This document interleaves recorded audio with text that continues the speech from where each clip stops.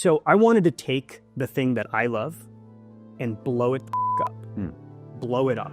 Turn it in. I've acquired these rights myself so that the jabronis in Hollywood can't this one up too. But there's a sincere aspect to this also, which is like when you deeply care about something and then all of a sudden now you find yourself at the helm of it. It's cool. But I'm doing this to protect the artistry. We're working very hard because we love the franchise. Dante is still Dante. Lady is still Lady. These are the characters from the games. Yeah, we're meeting younger versions of them than we would have, like in the games. So I'm not really changing anything. I was just really excavating and pulling out this blueprint that was always there and bringing it to the surface. The word of the Lord has been proven beyond dispute. Hell is real, and the holy war is here. This world is about to become much larger. A lot of this show is my memory of Devil May Cry and the world I existed in 2001 when I was playing the game. She's a sapien. Of course she thinks all demons are the same. It is explicitly ignorant of all the things that you liked in Devil May Cry that were not wacky woohoo pizza man. I heal extremely fast, like a superhero. Darkcom isn't abusing orphans to turn them into brainwashed soldiers. Really? Is that not how you would describe yourself? Kill them all, starting with the young.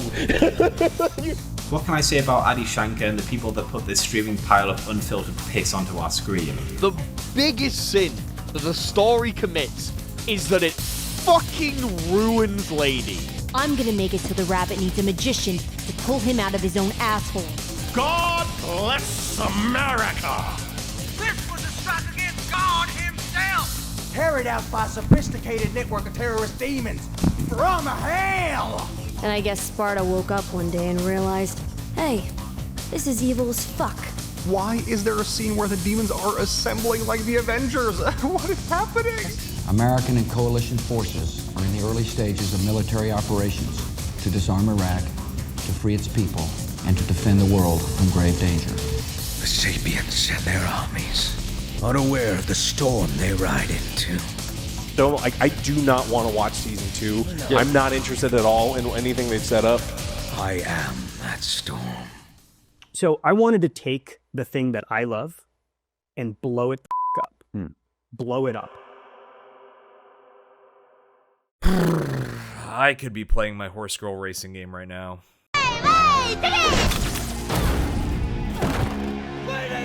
Okay, Devil May Cry anime, take 2. Now, the Devil May Cry franchise has had many different adaptations outside of the games. Manga, novels, pachinko machines, stage plays. Japan loves its stage plays.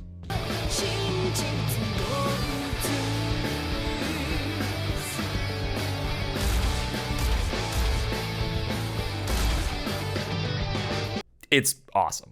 And many years ago, all the way back in the distant senior year of 2007, Studio Madhouse took a swipe at turning Devil May Cry into an anime. And it was fine.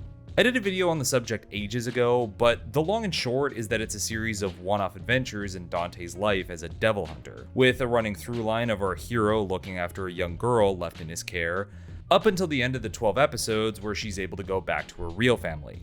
It was real late 90s, early 2000s kind of anime. No massive twists or mysteries to solve, not much in the way of lasting character development, just a small-scale series of self-contained stories. At the time, fans were generally lukewarm on the adaptation, and it was quickly relegated to the status of, hey, remember that DMC anime from way back? But there was always this lingering thought that continued to hang over the DMC fanbase. What if we could get a Devil May Cry anime that took full advantage of everything the franchise has to offer? And it was a valid query. Devil May Cry has all the pieces to making a good anime.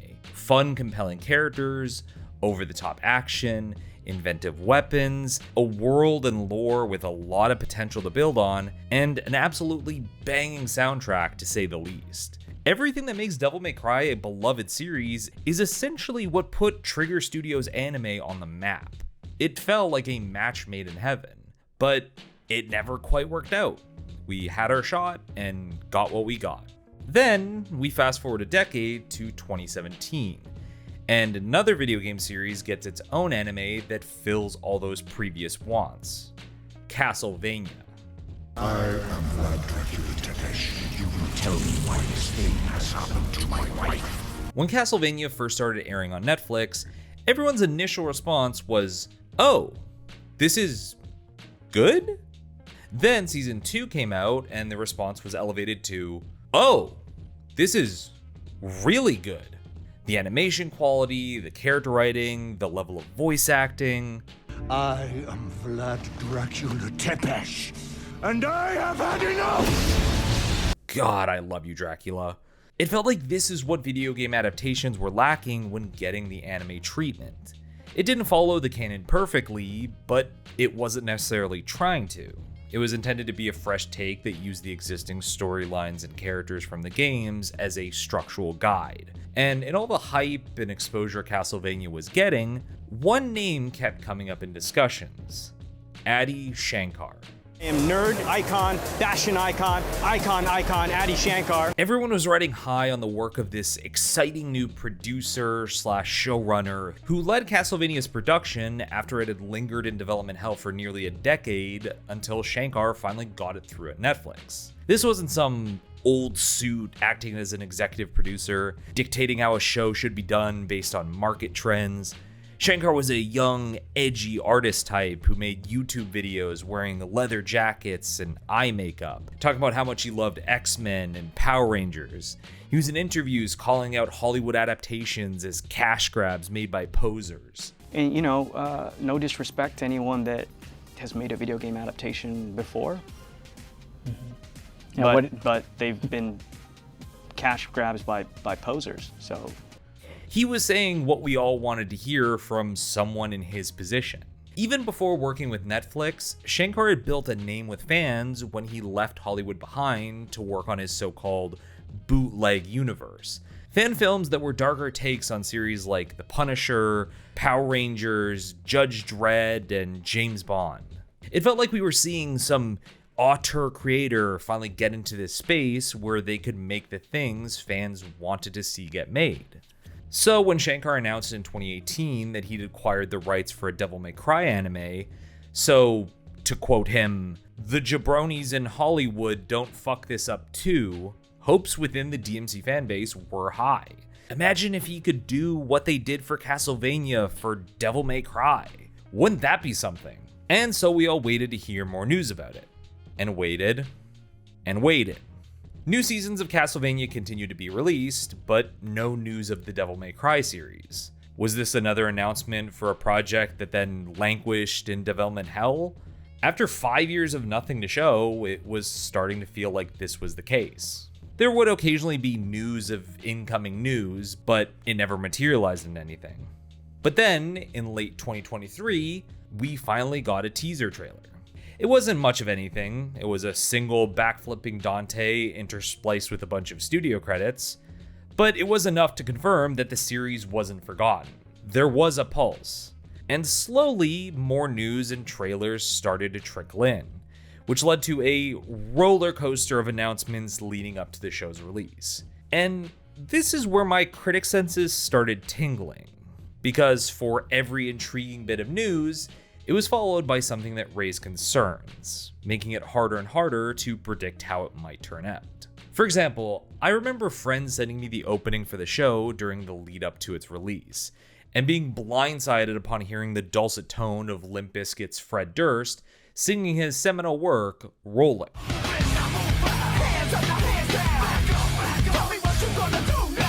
Initially, I thought it was a joke since interviews were saying DMC would be set in the early 2000s, and oh no, that's the official Netflix account. That's just what the opening track is. Little did we know that the person who created that DMC4 rolling AMV 16 years ago was actually a visionary ahead of their time. As someone who grew up playing Devil May Cry 3 while listening to nu metal singles they got from 2040p AMVs they found on LimeWire, this choice of music was appealing to me specifically. But it just furthered my ability to get a proper read on what the hell this show was going for, which wasn't helped by tweets coming from Shankar himself that started raising eyebrows. I'm on Team Mundus. Mundus was just a misunderstood visionary. He only wanted to reunite humanity with their true overlords. Mundus was the real victim here, just trying to save us from ourselves with a little cosmic tough love. Honestly, the guy just wanted to streamline management. Hashtag Mundus was right. Hashtag Mundus did nothing wrong. Mundus is the greatest hero in gaming history, hands down. Who else had the guts to try unifying two worlds under one glorious empire? Visionary leadership, impeccable style, and an eye for infrastructure. He gave us the structure we never knew we needed. Hashtag Devil May Cry. Hashtag Hero We Deserve. Virgil is the coolest villain in the history of gaming. Correction, anti-hero. Hashtag Virgil was right. Disagree. By definition, anti-heroes are supposed to be the main characters of the stories they're in. On top of this, Virgil, especially in 3, does not do anything remotely heroic. His pursuits of power is a selfish goal that he himself says he'll kill anyone for. Disagree all you want, but Virgil saw what no one else did. Power is the ultimate heroism, and Virgil understood that. He wasn't selfish. He was willing to bear the burden no one else could handle. He was ready to carry the Sparta legacy, whatever the cost. That's the real hero's journey. Hashtag power is truth. Hashtag Virgil was right. I have multiple personalities. It depends on which part of me wakes up on any given day. The part of me that is a fun-loving showboat loves Dante. The part of me that is stoic and craves power to defend those I love loves Virgil.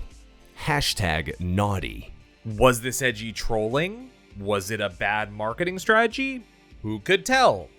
It's probably nothing. Definitely isn't foreshadowing things to come. Hey, where's that lead I buried?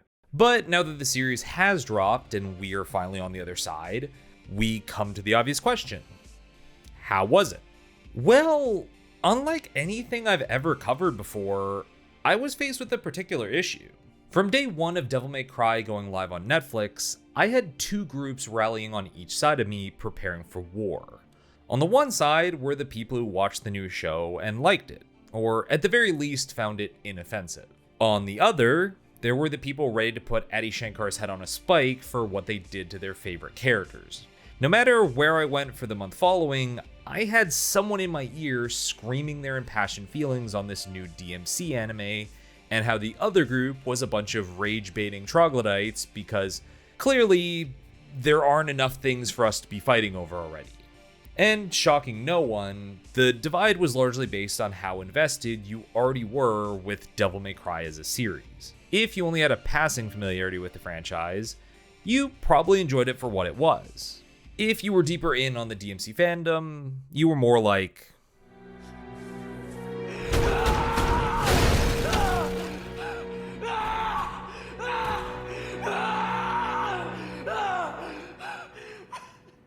so as the Capcom certified #1 Devil May Cry fan on YouTube, what did I think? Where do I fall in this warring fandom paradigm? Well, after finally finishing the 8-episode season and sitting on it for a minute, I can say definitively that I didn't hate it, at least not with the veracity that those around me did, but I was also far from enjoying it. More than anything, I was just confused at what I even watched. While there's some fantastic animation and direction on display, there are also a plethora of bizarre choices made that I feel I'm still trying to digest weeks later like a gas station breakfast burrito. They hit the Pentagon! They hit the fucking Pentagon! Turn on TV, it doesn't matter what channel. But we'll get to that later. Let's start with the basics and work our way up to figure out how we got here. How do we get to such a divisive work out of Devil May Cry of all things?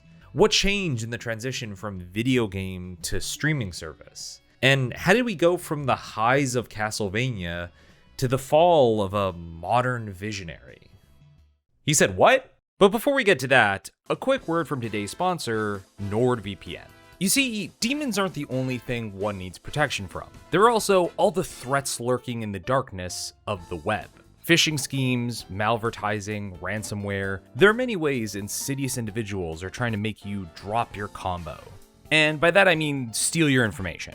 And that's where today's sponsor, NordVPN, comes in. Aside from giving you the ability to hide your location by masking your IP address to the location of your choosing, there's also Nord's Threat Protection Pro, which can protect you from malicious websites, blocks your data from being tracked, and will scan your software for any vulnerabilities, along with a multitude of other functions meant to protect your online missions. So if you want to help support the channel and ensure the next video doesn't take an entire year to make, consider getting NordVPN's 2-year plan using my URL and get 4 months extra with NordVPN/Foxcade. It's totally risk-free with Nord's 30-day money-back guarantee. Thanks, NordVPN, and back to the show.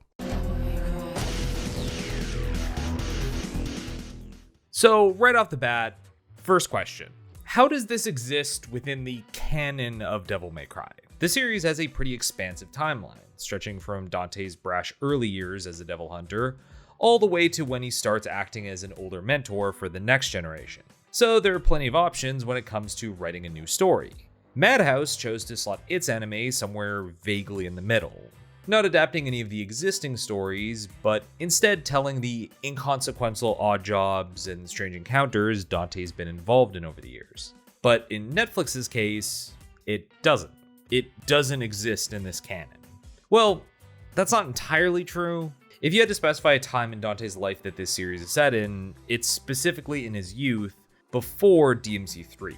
It's meant to be an origin story, but don't let that fool you.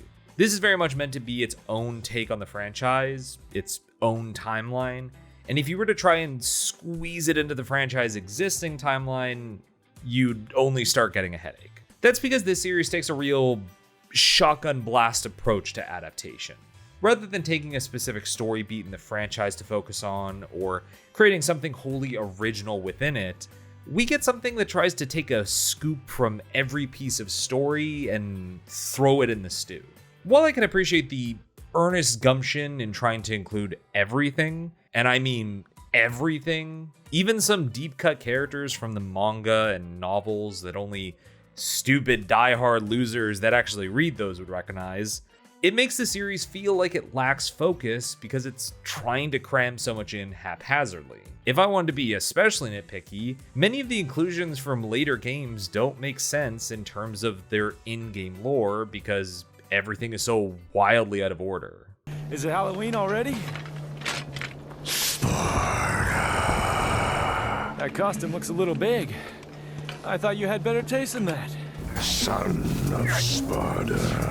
Son of? The really ugly guy with the weird thing for bats? And that right there is why it'll always be a challenge to fairly analyze an adaptation like this as a dyed-in-the-wool fan of a series. Like Adam in the Garden of Eden, I am burdened with knowledge. I've been actively consuming Devil May Cry content since I got a PS2 in 2001. It's impossible for me not to see through all the changes and details that are simply wrong, or when something is there solely to pander to me and for no other reason. For example, why are Agni and Rudra here? And more importantly, why do they have their heads attached to their body and their swords? So head. This is the first thing I noticed in the preview material that had me confused. Like, if you're gonna have them drop their guard duty at the Tenemigru to be here because they're recognizable demon designs for fans to get excited about, fine. But why this? Why these CGI monstrosities? I'm sure the logic in production was that they wanted character designs that were more viewer-friendly and easier to have in dialogue scenes, but their designs are memorable because they're headless, and their swords are how they see and communicate. That's their whole thing. That's their defining design quality. They don't have any other distinguishing features. If you didn't want that, then why pick these characters for adaptation? This isn't even me being an annoying fan who wants it exactly as I remember it. I'm annoyed because the alternative we got is to make them more generically bland. There are so many missed opportunities for fun interactions with two characters whose heads are also their weapons. Like, imagine a scene where Agni passed his sword to Rudra to combine their power, and then Agni tries to grab Dante, essentially blind, only to fall off the building they're on or get hit by an oncoming bus. That's just the first idea off the top of my head. But what did we get instead? A big red CGI blob and a big blue CGI blob. Cool.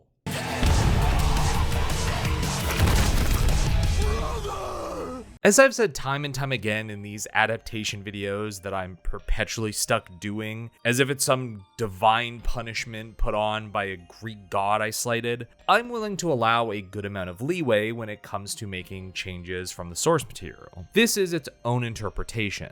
There needs to be some wiggle room to explore the world being adapted, or else why are we even doing this? Change is natural when adapting a piece of media, especially when it's changing entire mediums, as long as said changes make sense within this new context, which means critically analyzing it from that perspective. For example, why is Cavalier Angelo here? That doesn't make sense. Why is the President of America needed? Why did they make him sound like a bad John Waters impersonation? All the last guy had to worry about was Saddam Hussein. I already got bioorganic weapons I gotta deal with. And now you're telling me there's demons crawling up out of hell? And one of the weirdest choices, why set the show in New York? Maybe he wasn't lying. If we can corroborate this, it means the White Rabbit was operating here in New York. The series has always existed in its own gothic, European-inspired world, separate from our own. So firmly setting it in our world, in one of the most famous cities on the planet, doesn't add anything of value to Devil May Cry, other than the idea that Dante could have been getting his slices from Joe's Pizza? Well, that's also not entirely true. There is a reason for this adaptation to be set in New York, but we'll get to that in due time. What I'm getting at here is that none of these little nitpicks detract from the series in any meaningful way, but they are a manifestation of this scattershot approach to adaptation where many choices feel aimless and not like they're building on anything from the source material, instead acting as a grab bag of details and cameos for the sake of being included in a comic book reader article. It might just be the general MCU exhaustion speaking, but Easter eggs for the sake of themselves just don't do it for me anymore, as it more often pulls me out of the show more than adds to the experience, especially when they're being crammed in with rapid succession. This has got to be the second worst job you ever gave me. Oh, you mean after the Raccoon City job? Third worst. Get it? Get it? It's Capcom. Get it? It's Capcom. Get it? However, the metatextual value of Easter eggs is veering into a whole other topic, so let's instead refocus and move on to what I'd say is the biggest challenge in adapting DMC: the main character. Jackpot!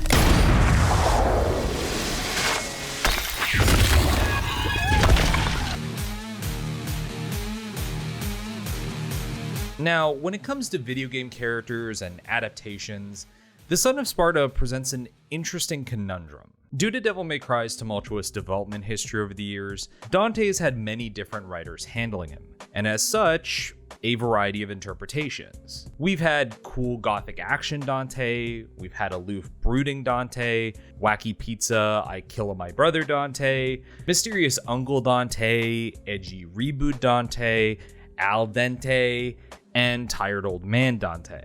Suffice it to say, our guy's been through the ringer the past 2 decades. So obviously, there was the question of what type of Dante they'd go for in the show. And just as importantly, how would he sound? Ripped and irresistible dreamboat, I know. You still can't just tear a guy's clothes off. You see, something that changed between when the show was announced and now was that Capcom appeared to be distancing themselves from working with Ruben Langdon, the voice of Dante since DMC 3.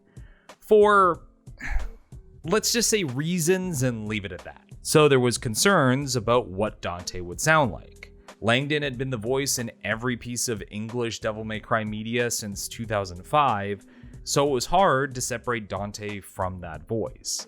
It would be an understatement to say that whoever was taking over the role had high expectations to meet. And who was the unlucky soul that had to step up? Well, according to the credits here, it was a young, up-and-coming talent by the name of Johnny Young Bosch. Wait, that Johnny Young Bosch? Kai! Yep, that Johnny Young Bosch. Known for roles such as Vash the Stampede in Trigun, Ichigo Kurosaki in Bleach, Lelouch v Britannia in Code Geass, and Nero in DMC 4 and 5. Let her go!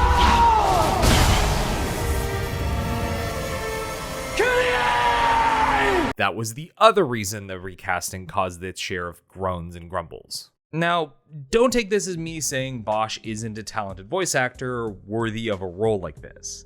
He is an exceptional voice talent who's brought a voice to many characters I adore. The issue that I and many others had about him voicing Dante, however, was that he already voices another protagonist within the series. And because his voice can be so distinct, it might be hard to distinguish between the two. This is meant to be Dante, not Nero. And before anyone points it out, I understand the logic for casting Nero's voice for the role. This is a younger Dante, so they had the voice of his younger nephew take the role since Dante and Nero sounding similar around that age would make sense. I get it, but logic it all you want, the concern was still there. That's Nero's voice, I'm gonna keep thinking it's Nero. I would have just preferred a new person in the role if they're going to recast it. Sure, they have their boots on our necks, but we need to buckle down and think positive. But I will admit, as I watched the series, I got used to Bosch in the role. That's not to say I think he should take up the mantle for all future Dante castings, but he works well in this adaptation. Being a younger Dante, he does enough with his vocal range to up his pitch and cadence that I was never distracted thinking he sounds too much like Nero.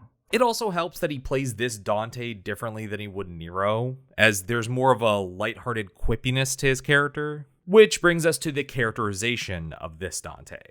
Getting killed with your own sword? That'd be embarrassing. So I will say, amongst the numerous Dantes we've had over the years, this is not a bad Dante. He's fun. Easily the best part of the show. Not an exceptionally high bar granted, but one it clears nonetheless. There are plenty of directions you can go showing a Dante before he more or less gets the whole demon hunter career figured out, when he's still stumbling around doing odd jobs for Enzo with no real idea of the world he exists in, spending his nights playing DDR and testing out bad one-liners. He's a little dumb, he's a little less put together, but you can definitely see the foundations for the Dantes we'd see in future adventures. This is still Devil May Cry though, so part of the grading curve will be on the quality of the fight scenes. And I'd say this adaptation does a serviceable job in that regard, when the quality of the CGI on the demons isn't pulling focus. There are moments of exceptional animation and storyboarding on display here. Moments like Dante dancing through waves of mercenaries in his shop, or running along exploded plane debris as it's in the midst of falling from the sky, attempting to hand out parachutes to the human passengers left in freefall. Admittedly, the animation quality never quite reaches the peaks of Castlevania as I'd hoped, but that in of itself is a high bar. Also, not for nothing, I do wish we'd get different devil arms in these kind of adaptations. I understand it might be difficult to write around the dozen or so accoutrements Dante has found throughout his adventures, so the easy default is for him to just stick with his base sword rebellion, but having this master of weapons character locked to a single option feels like such a waste. It's like having a personal 5-star chef at home, but only letting them cook steak every day. It's a really good steak, don't get me wrong, but wouldn't you like some Ifrit fried rice or Cerberus chilled sorbet? And what's extra annoying about this is we do get a scene of Dante using another weapon, when he turns a minor demon into a pair of boxing gloves. Don't ask how he did that. Proceeds to get a single hit on Cavalier Angelo and then drops them. Or are they edging us on this stuff or something? However, one criticism I've seen of this Dante that I'd like to take a moment to push back against is that he's too weak. He loses fights with Lady and some of the demons acting as henchmen to the true big bad, so now he's being put on Fraud Watch. And I understand where that issue is coming from. In the games, Dante is always one step ahead of everyone outside of the top echelon of enemies, making him feel like this unstoppable force that's Looney Tunesing his way through hordes of demons. It's why, despite having played every DMC game countless times, I will still watch every cutscene with Dante antagonizing a boss-level demon because they're just that fun to see play out. So, you're the strongest in the litter. Looks like we're gonna need a bigger leash. Come. Meanwhile, this Dante is constantly being put on the back foot and getting stomped down by nearly everyone he runs into. But for everything else I'll say about this adaptation, I'll run defense for this choice in characterization. I feel that saying the fact Dante loses in fights means he's a terrible character or a bad representation of the source material is a bit of a misrepresentation of what the story's trying to do. You see, when it comes to origin stories, I think they're the perfect place to show a character at their most vulnerable. Batman is an endlessly cool character with nearly a century of interpretations, often being portrayed as the ultimate martial artist / detective. So it's fine if Matt Reeves' version of The Dark Knight has a scene where he doesn't know how to use his wingsuit yet and ends up smashing right into a bus.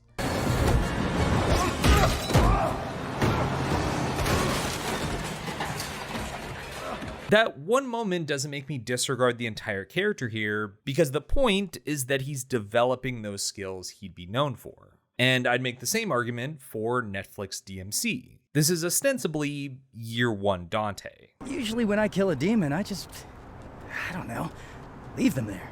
I know. How do you think all those bodies stay hidden from the public? This is a younger Dante who never learned who his father was or his demon origins, so when it comes to his superhuman strengths and ability to heal from fatal injuries, he just chalks it up to being a superhero. No questioning, no reasoning, and I can't lie, I think that's pretty funny in terms of character writing. Not the way I'd write his relation to his history, and it leads to some issues later, but it's funny. And this imagined backstory is how he developed this hero complex, creating this deluded idea that he has superpowers entirely separate from the demons he fights, which makes him feel invincible, resulting in him being brash and reckless in fights, to which Lady and others take advantage of that youthful arrogance to put him in bad situations. Also, it's hard for me to complain about Dante not looking strong enough when he's doing motorcycle, Agni, and Rudra combos on a couple boss-level demons set to Last Resort by Papa Roach. They're doing enough to sell me this guy's strong. Yes, Dante briefly loses a couple times, but that doesn't devalue the character in any significant way, beyond showing that he still has room to grow. He's still performing impressive feats of strength that showcase this character's ability to handle things himself. However, while I'll defend this Dante getting his face literally caved in, I do have my own criticisms with how he was handled as a character. Namely that, despite this being a fun Dante, he's not a substantial one. Bang! Man, Skeletor did not hold up since the 80s. Not my best work, but you get it. While I do enjoy the characterization of Dante here, a little bit of a goof, a couple of fun fight scenes, in terms of an actual character to be invested in for 8 episodes and even future seasons, there isn't anything for me that I haven't already seen many times before, either in Devil May Cry itself or series adjacent to it. And done better. Like, if I had to rank this Dante amongst the other interpretations, I'd say he falls somewhere between DMC 1 Dante and Madhouse Dante. Not at the bottom, but nowhere near the top. The character arc of Dante here just isn't that compelling, or at the least presented in a way that's interesting. A majority of the story is the antagonist trying to force him to develop his demon side that he isn't aware of, so they can use his powers to unlock hell. And his whole attitude learning he's the son of this ancient demon hero of legend and achieving this demonic super form is, oh, I guess I'm a demon. Even ignoring how demon transformations through emotional outbursts are Nero's thing and not Dante's, for how much time the series revolves around White Rabbit's plan of going, hey Dante, you're the son of Sparta, do Devil Trigger, do it, do it, do it. The actual emotion of the moment lands with all the impact of one of those cheap Nerf guns you find at the dollar store. This world-changing realization about who he is and how that relates to his mother's death, he takes like someone finding out they need reading glasses. It's like Dante's being pulled by the nose through his own development and understanding of his character, which makes him feel like a passenger in his own story, just going through the motions the entire time, which makes for an uninteresting character outside of being an adaptation of a beloved one. There's just nothing in this series that even approaches the sheer pathos of Dante shedding a single tear for his lost brother at the end of DMC3. I didn't feel emotionally invested in this character in any real way beyond, yeah, that was a fun scene, I guess. To put it in simple terms, the fight scenes and action are not good enough for me to forgive unengaging writing, and the character writing and one-liners aren't good enough to elevate the action to anything more than decent. It's all just fine. And I've got some bad news.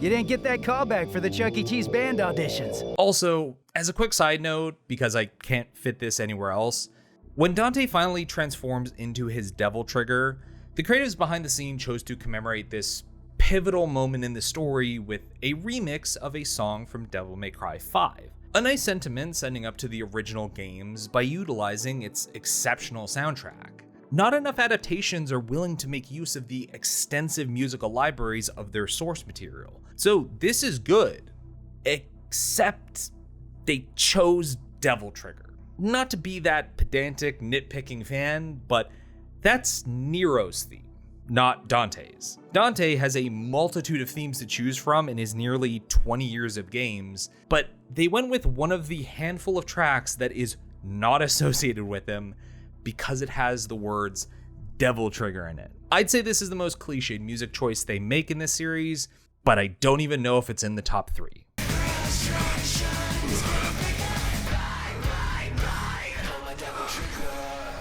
Frankly though, if Dante just being alright and some tacky music decisions were this series' worst sins, this would be an entirely different video. Quite honestly, Dante is the least interesting thing to talk about in this whole thing. Most of the show, his spotlight is actually being stolen by the two characters that I do need to talk about. Starting with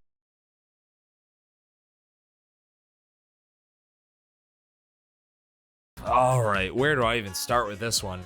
Now, Lady is an iconic character in the Devil May Cry franchise. Ever since their debut in DMC3, every mainline game or adaptation related to Devil May Cry has featured an appearance or cameo of our beloved Lady Devil Hunter. So when an anime adaptation is announced, after Dante and Virgil, Lady is the character fans immediately start asking about. That's why everyone was so ecstatic to learn that their favorite walking artillery unit was going to be a recurring character in this new anime. And as if to put everyone at ease, Shankar assured fans on Twitter that they wouldn't change anything about Lady's story, stating that her character would remain largely untouched. I reveal some previously unknown backstory about Lady in the show. We see who she was before she became a vigilante. I'm excited to see how this plays out. Changing Lady's story also affects Arkham's story and subsequently changes Virgil's. There's a lot of moving parts and a lot that can be explored and extended upon. New character motivations, new ideas. I have not changed Lady's story whatsoever. I'm revealing some previously unrevealed connective tissue. Her character is the same. We're not jarheads. We're demon hunters. All yours, Hellblood. A little too fucking comfortable. The way you charged in to take the rabbit on solo? You got some elite-sized balls. Weak-ass sob story. But after everything that's happened, maybe I don't actually know shit. Huh. You know how I said earlier that Dante is the best part of the series? Well, Lady might be the worst. I never thought I'd be disappointed about having more Lady, but here we are. One of the things that I'm really good at is deconstructing something down to its core elements, and and explaining why it's connecting and why it's working. Don't be a fucking idiot!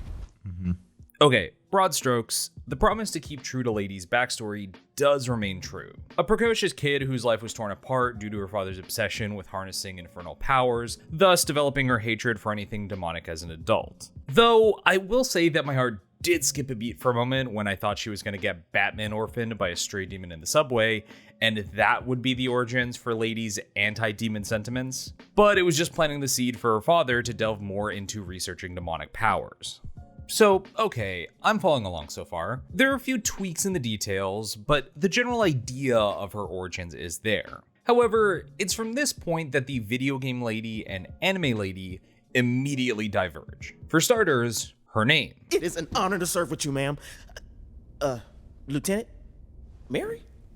Lieutenant, got you. 10-4. In DMC3, Lady is referred to as such because Dante has no other name to call her during their shared trip through the tenement grew. So, enraged by the violence that her father committed against her and her mother, she couldn't bear to continue carrying the name of Mary, the name that he gave her, choosing to live nameless as she pursues her single-minded mission of patricide. And at the end of her journey, as she's about to finally take revenge against her father, she chooses to take Lady on as her new moniker to symbolize her moving on from her past. This is the entire framing of how we learn about Lady and develop her relationship with Dante, as the two bond over their bizarre upbringings and complicated feelings of family. After years of living solely off rage and hatred, Lady rediscovers herself through her brief time with Dante and chooses to use the nickname he gave her for this new chapter in her life. It's poetic. Please, free my father. I will, Lady.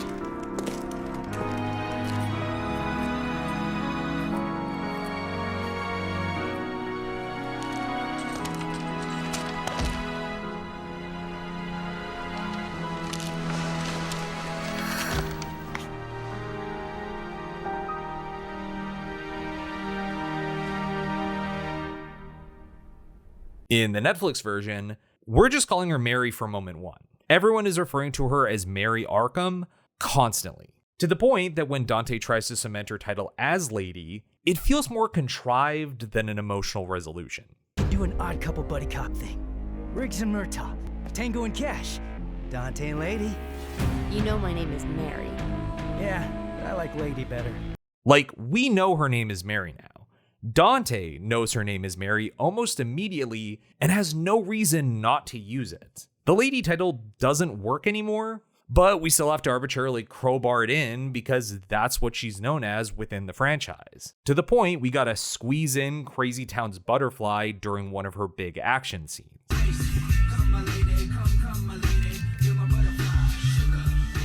Yeah, I get it, real cute, but this character isn't Lady. This is Mary. You made it impossible not to know her as anything but Mary.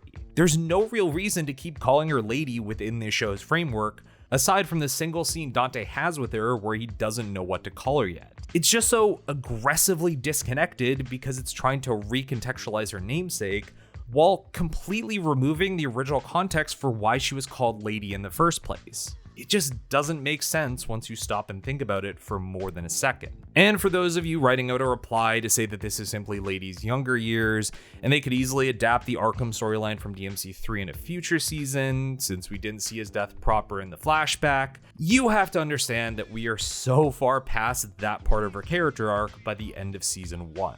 She's already developed past her hatred of all demons and emotionally moved past her trauma.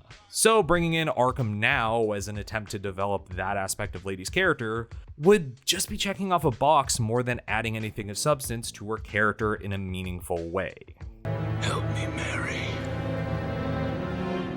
Mary died a long time ago. My name is Lady. Goodbye, Father. No! But it's not just the name of the character that was lost in translation, because one could argue that alone doesn't change anything of importance. She's still the badass chick fighting demons. But it definitely gives the character a different flavor, and that's before we get into how they wrote her dialogue. Demons real. They're really fucking hard to kill. You just happen to be walking around with half the key to fucking hell on your neck? They'll be harder to study in 100 fucking pieces. Even that thing should have trouble healing from a bomb going off in its fucking neck. The amulet's still up there. Let's go see what that Roger fucking Rabbit reject's been doing this whole time. Your little trap backfired. I shut down your fucking Nazi Frankenstein lab. Off your fucking cotton puff tail off. You threw me through a fucking window! Now, right off the bat, I don't want anyone to think I have a problem with swearing itself. I'm not about to go on an Annie Wilkes style rant and hobble at Shankar. It doesn't always come across in my videos, but I'm someone who enjoys a good swear, as any self-respecting Canadian would. You fucking hosers. And a character having a potty mouth can most definitely have its place in writing a story. Some of my favorite characters in media are known for being insanely crass. Kaine from Nier, Riley Freeman from The Boondocks, Deborah Morgan from Dexter, the cast of Always Sunny in Philadelphia, Joe Pesci in every mafia movie ever. What the fuck are you looking at? You fucking moron! Having a character that's liberal with their vulgarities can be an effective way to express any number of characteristics, whether it's their immaturity, their bluntness, or general lack of decorum. But ironically, it has to be written tactfully, or else it can come off as forced and immature in a way that you don't intend it to. Wayne, you gonna weigh in on this? Oh, there's nothing better than a fart. Except kids falling off bikes, maybe. Fuck, I could watch kids fall off bikes all day. I don't give a shit about you, kid. If cussing is used as a lazy shorthand for a character being gritty and badass, it can just as often have the opposite effect, feeling like it's trying too hard to be mature, which is where we find Lady here. Nothing about her character or the arc she goes through is enhanced by the excessive amount of swearing she uses, often making her dialogue fall flat in its attempts to sound cool and edgy. I'm gonna make it so the rabbit needs a magician to pull him out of his own asshole. Swearing doesn't make you cool. Granted, it might be because I know how Lady was originally written. The Lady we see in the video games never needed to call Dante a bitch-ass demon fucker to give the energy of someone you didn't want to pick a fight with. It's all communicated through moments of her effortlessly wiping out waves of demons in style, and the no fucks given attitude she carries as she attempts to no-scope Dante from behind her back with an RPG. She just had this aura about her that made her so compelling. This was a character who was badass. She didn't need to swear to convey that information. So when you take that character and give them dialogue that makes them sound like the average Twitter user, it's pretty noticeable. And where it's most painful is the retelling of Sparta's legend. Again, looking back to Lady's first game appearance, DMC3 opens with her recounting the legend of Sparta, set over Dante and Virgil's fight on top of the Tenement Gru. She explains how she was told this story as a kid about a demon from centuries ago named Sparta, one who woke up to justice and rebelled against his own kind by sealing the demon realm off from the human world in order to protect humanity. Something that sounded like an ancient fairy tale parents told their kids at bedtime, until she learned the reality behind the story. It's a simple narration that perfectly sets the stage for the game, as it's Lady speaking from the future, recalling her encounter with the Sons of Sparta, and how that changed her views on those supposed bedtime stories, and her preconceived notions of demons as a whole. Maybe somewhere out there, even a devil may cry when he loses a loved one. Don't you think? Maybe. In contrast, the Netflix adaptation goes something like, He was a demon knight, whatever that means. Big bad warrior, blah, blah, blah. 2,000 years ago when our world was still connected to their shithole. And I guess Sparta woke up one day and realized, hey, this is evil as fuck. Kind of the least he could fucking do, really. Which, if that's true, he's been MI-fucking-A whenever shit hits the fan for the past few millennia. In this adaptation, Lady retells the legend of Sparta at a point where she still holds a fierce resentment toward the demon race rather than at the end of her arc, thus framing it in a more negative light. But even accounting for that, this is bad. That's the only word that feels appropriate. It's poorly written for how important this legend is to this story, since Sparta creating the barrier is a central concept within this show that is constantly referenced to, and the writing treats it as if Lady and everyone else is going, yeah, but who really cares though? What is gained by delivering this bit of storytelling lathered in this millennial snark? It does a disservice to the story and character by making it sound like something they're rolling their eyes at. Kinda makes you question Sparta's whole plan. Excuse me, but what's an ancient Greek city-state got to do with any of this? Not Sparta. Sparta. Did no one read the intelligence briefing I prepared? Of all the changes in the series, this scene is the one that led to the most ridicule amongst fans of DMC. And fairly so, in my opinion. Having a beloved character recount a legend that is central to the entire franchise's mythos, with all the emotion of your edgy brother going through puberty, just hits the ear wrong. It's like hearing Batman call his parents stupid fucking morons for dying in Crime Alley. And not for nothing, but I always had a fondness for the line that Sparta woke up to justice. It's undeniably cheesy, but it also fits the tone of legend that the story's trying to sell. So having it completely butchered as... And I guess Sparta woke up one day and realized, hey, this is evil as fuck. Had me gritting my teeth hard enough that my dentist sent me a preemptive bill. And frankly, it doesn't help that the voice actress also doesn't sound natural swearing in scenes. At least within the script she was given. Not that I think the actress is terrible in the role, but I can hear when a profanity is being shoved in where it naturally fucking wouldn't come up in the actress's way of speaking, motherfuckers. Which is why it often comes off as needless and forced. Bitch. Devil spawn, motherfucker. But naming conventions, swearing, these are simply appetizers to the real entree of Lady's adaptational changes within this depiction. Because now we have to talk about the most jarring choice made for her. She's a cop now.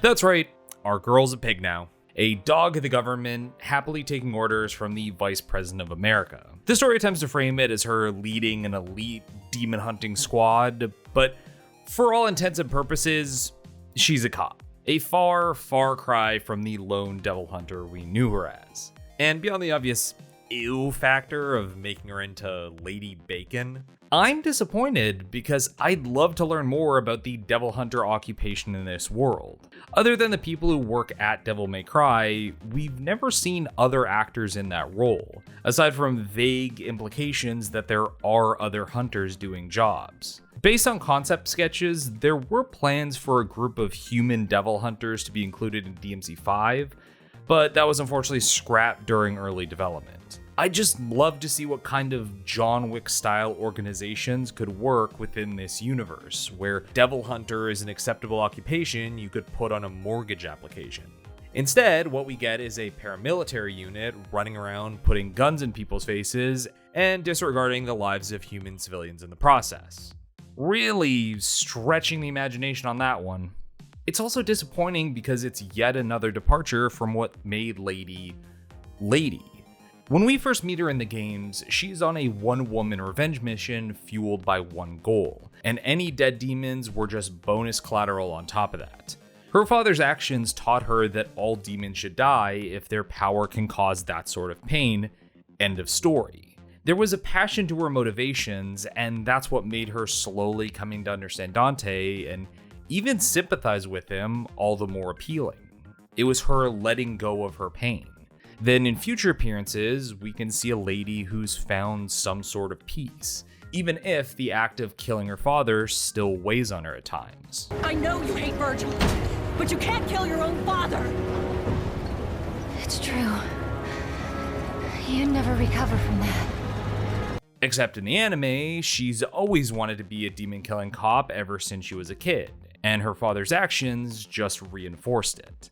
Then as a grown-up, she joins a mercenary group funded by the American government that goes around killing demons because, frankly, she doesn't have anything better to do. She doesn't have any motivations that are her own anymore, so she becomes a jackbooted thug for others, where she's now needlessly cruel to humans and demons alike if it fits within the mission assignment. The core development is that she also learns not all demons have to die, but the end results are vastly different.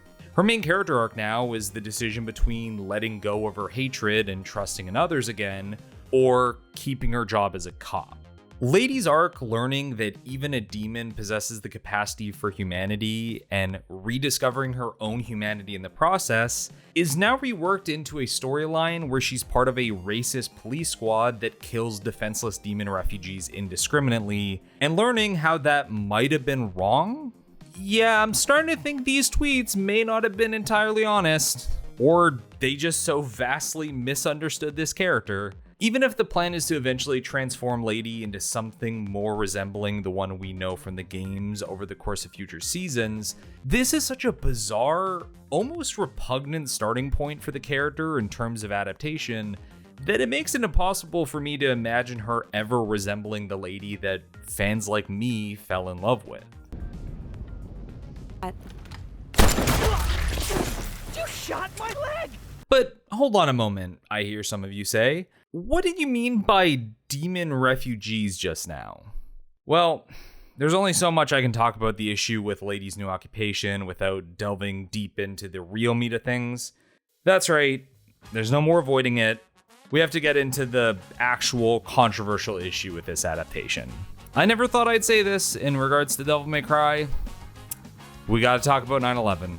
Don't wanna be an American idiot. Don't want a nation under the new media.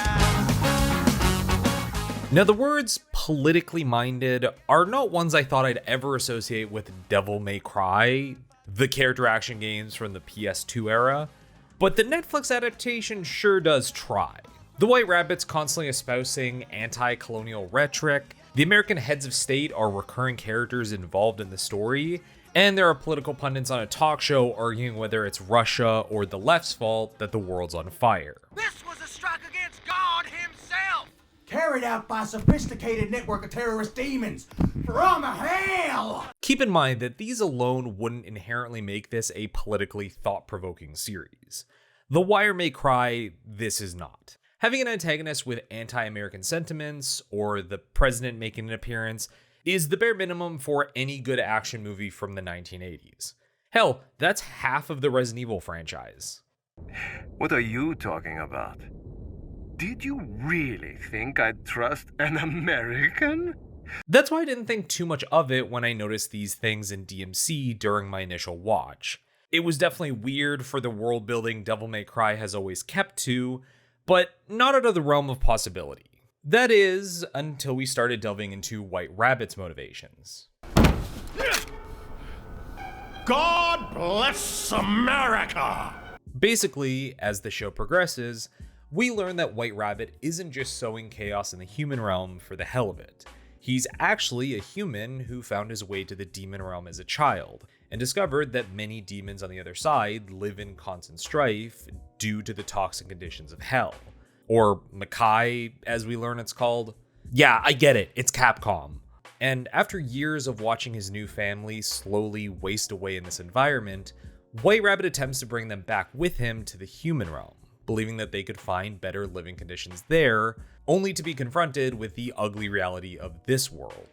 As they're entering through one of the portals Rabbit had found, they discover that Lady's squad is waiting for them, who end up brutally slaughtering everyone but Rabbit under the assumption that they are invading. This moment would be the driving force for Rabbit's years-long, mildly convoluted plan to get his revenge on Lady and the American government, by forcibly tearing down the barrier between the human and demon realms that Sparta had created. And at pure face value, I think this is all fine. There is an internal logic being followed. I can understand the motivations behind these writing decisions. And to their credit, this White Rabbit is the most well-developed villain character in a DMC property that isn't specifically named Virgil. Where a majority of Devil May Cry villains are evil for evil's sake, either demons seeking power or humans seeking demonic power, White Rabbit has a certain depth that I can appreciate, a lot of which is carried by the absolutely stellar voice talent of Hoon Lee. This world is about to become much, much larger. Well, not for you. But where it gets complicated is that those demons attempting to escape hell aren't just demons. Oh boy, here it comes. 9/11. And we're walking. Okay. What they actually are is a transparent allegory for refugees in the real world, namely refugees created during the War on Terror, the military campaign in the Middle East started by the United States after September 11th, 2001, and the prejudice they face from the human world is a thinly veiled metaphor for the rampant Islamophobia that followed. Because that's what I think of when I think of Devil May Cry. And if you think I'm reaching here, like this is some film studies grad student trying to tell you that Happy Gilmore is a sharp commentary on American hypercapitalism, I don't think Devil May Cry is nearly that subtle about what it's pulling from. There's a Christo-fascist vice president who works under a dumb Texan that is easily manipulated, a clear analogy for Dick Cheney, the vice president of America, who many thought was the real president, puppeteering George W. Bush, specifically in regards to foreign policy. A needless war is instigated with a foreign nation so that America could be justified in invading and mining resources from it, a common criticism of the War on Terror's supposed objectives. The American government starts dropping nukes set to American Idiot by Green Day, a song and album that was famously about the youth being disillusioned with the American government during the War on Terror. The only way it could be more overt on what it's talking about is if the president put up a mission accomplished banner after White Rabbit was killed. Eddie Shankar himself has outright said that the White Rabbit and his motivations were pulled from his own real-life experience, both in witnessing the poverty that ravaged Calcutta, India, where he spent his early years with his parents, along with the guilt he felt as one of the lucky few who was able to avoid that life, and moving to America in the shadow of 9/11, when being a person from the Middle East, or looking like you were, was not always looked on favorably, to say it lightly. I understand where he's pulling inspiration from in writing a character like White Rabbit. And I'll say this, I don't think that's necessarily a bad instinct as a writer. The problem isn't that the historical allegory exists. Star Wars was largely influenced by George Lucas's feelings on the Vietnam War. The X-Men were created as an extended allegory for the civil rights movement in the 1960s, and later started to include allusions to issues like gay rights. Have you tried not being a mutant? And then we have Pluto. A manga by Naoki Urasawa, Pluto also attempts to tackle the topic of the war in Iraq, something that was extremely fresh in people's minds when it initially started publication in 2003. But it does it through the lens of Astro Boy. Yes, the retro anime from the 1960s about a little robot boy. And you would think Astro Boy, but it's about the war on terror? What? Why would you do that? That doesn't fit. It's an anime about a super-powered robot boy going on adventures. What was Urasawa on that day? How did he still have a job after pitching that?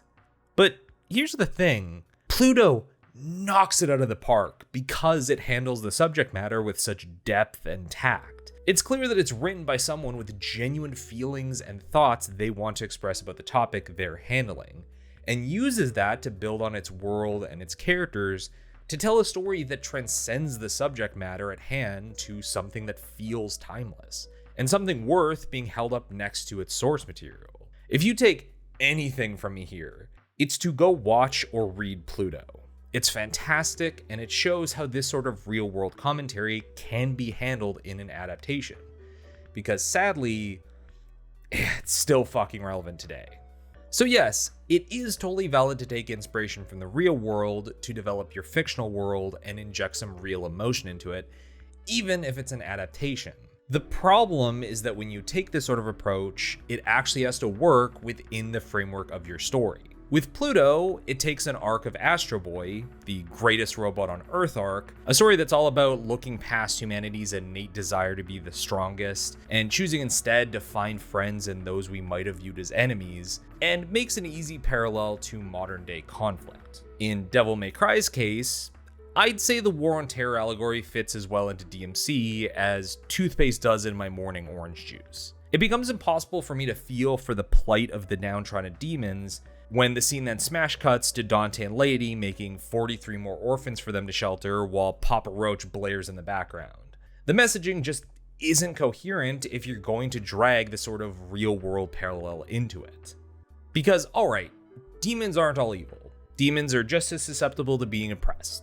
Okay, sure, I can go along with that. That's not that far of a reach for this series. Mundus has always been presented as this evil tyrant ruling over the underworld, so maybe Sparta isn't the only one to have issue with those working conditions at some point. But then, for the sake of making that point, we have Mary acting as a racist armed soldier, gunning down waves of unarmed demons fleeing into the human world. A bad look, as the kids online say. And this ends up being the backbone of her entire arc as a character, where she realizes, hey, maybe being racist and jumping to negative stereotypes is bad. These demons I keep killing on sight just want to live their lives just like us humans. Maybe I'm continuing a cycle of violence that needs to stop. But then in the finale, when White Rabbit finally gains the power of Sparta and takes down the barrier between the demon and human worlds, demons immediately start invading and killing humans. Like, instantly. Yet, we're meant to feel bad when the American government does a no-no and starts bombing hell. So what? Are we supposed to sympathize with the demons or not? Which are the good ones and which are the bad? I'm being told not to judge a book by its cover, but what about when they start rampaging through New York and confirming those fears? Do I have to carry a guidebook to know which ones I should be profiling? Oh, okay, my lawyer has informed me that what I'm suggesting may or may not be a hate crime. But that's also the point here. I don't think it was ever the intention, but this implies a message of, well, this is why we can't open the borders to save the good refugees, because then all the bad ones are gonna come in and kill everyone. Which is a pretty shitty message to end on when the whole series leading up to that point is, we should be sympathetic to those in need, even if they might look different from us. It's incredibly difficult to separate those two messages here. You see, this is a thematic case of wanting to have your cake and eat it too. The writing seeks to humanize the demons that are constantly being portrayed as monstrous, going for the idea that maybe they aren't so bad if you talk to them, but then still needs demons to be the villains throughout the entire series. Creating this confused mess where I have no idea what it's trying to say by the end. But the real issue with all of this is the question, what does this add?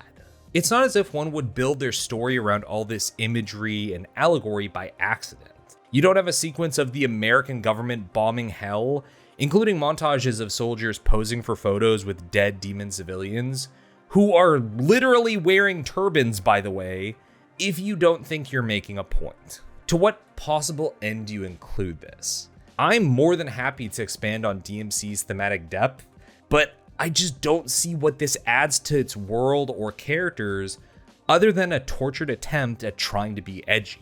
If you want to do the cliched, humans are the real monsters metaphor, fine. Devil May Cry has frequently touched on the idea that humans are just as capable of doing horrific acts for their pursuits as demons are.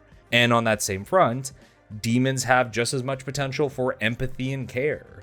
It's literally in the name, Devil May Cry. That's the entire emotional conclusion to DMC 3. So I don't think we need the terrorism allegory to deliver that message. To be perfectly blunt about it, this is a teenager's idea of political commentary, on the same level as the War of the Worlds remake starring Ice Cube that just came out. I know people would rather have someone watch them than blow them up. That's the choice? Give up our privacy or death? Yep. There's no actual depth or meaning in referencing the American War on Terror. It's just an easy political theme that everyone can agree on.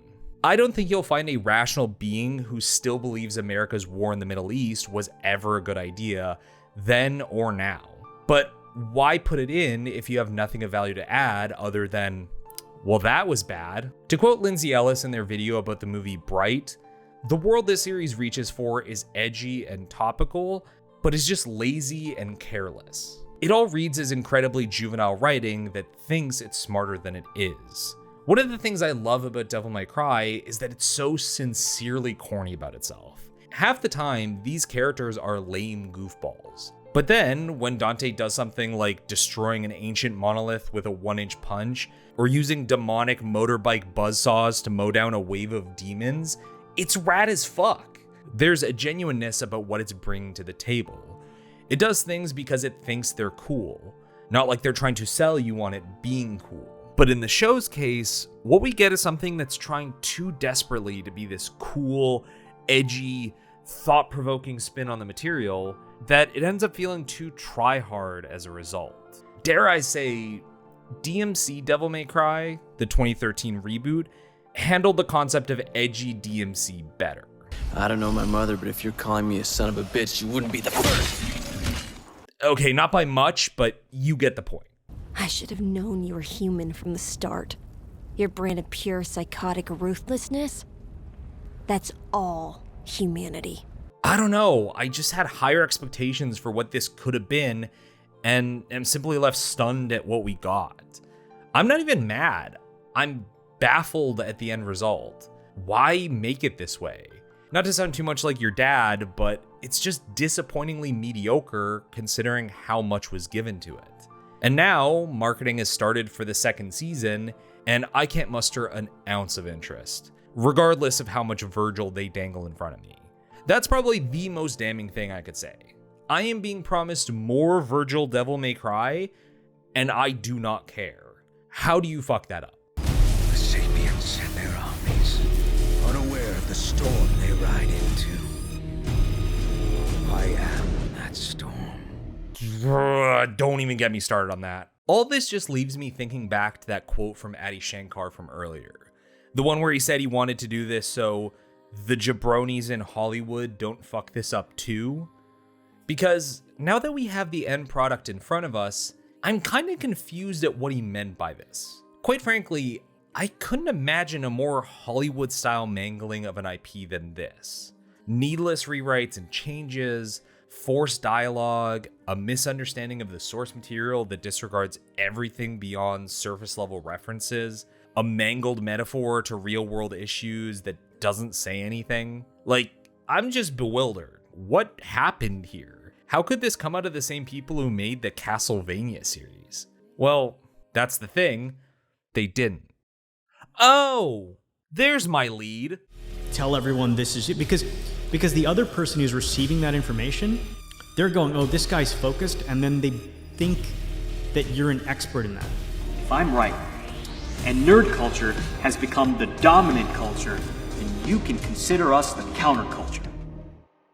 Now, in 2025, Shankar has become something of a controversial figure in American animation and fan culture. While he's an acclaimed producer of beloved franchises and films, he's also notorious for, let's say, the questionable ways he engages with fans on social media and the particular ways he presents himself. The whole piece just wouldn't work together.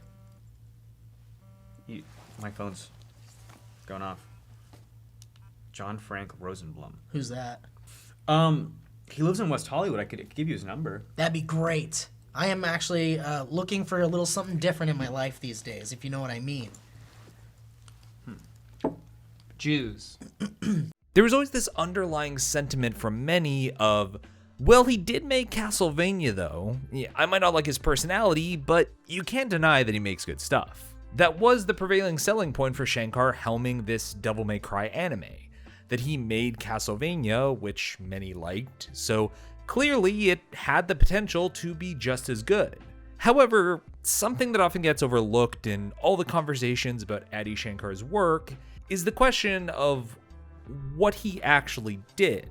Going by the wording of articles, press junkets, and reviews, you'd be forgiven for thinking that Castlevania was born fully formed from the forehead of Shankar, like Zeus giving birth to Athena. I couldn't help but wonder, who would make such a thing? So I found him. The edgiest anime creator in LA. They call him the Quentin Tarantino of digital age. Shankar is a Hollywood producer who is the go-to guy for adaptations of video game series, including Netflix shows like Castlevania, Captain Laserhawk, and the upcoming Devil May Cry show. Everything you could either love or hate about the series was always attributed to this producer, to the point that some have started attributing him as the creator of Castlevania, ignoring the fact that he's not. Like, the opening credits literally say otherwise. And unfortunately, this is a rather common dilemma in the entertainment industry. Things like people mistaking a James Gunn produced film as a James Gunn film, or A Nightmare Before Christmas frequently being touted as a Tim Burton film, while the hard work of the actual director and stop-motion animator Henry Selick is entirely forgotten. The work of whole production teams being boiled down to a single producer as a marketing gimmick. From the imagination of Tim Burton comes The Nightmare Before Christmas. But now that I think about it, what does a producer do? You see the title thrown around a lot in creative spheres, but rarely is it ever defined. We all just go, oh yeah, producer. They produce things? You need a script, you need a producer. Make me a producer. No, you're an associate producer at best. Actually, why don't we have Addy explain his job for us? Addy, what does a producer do?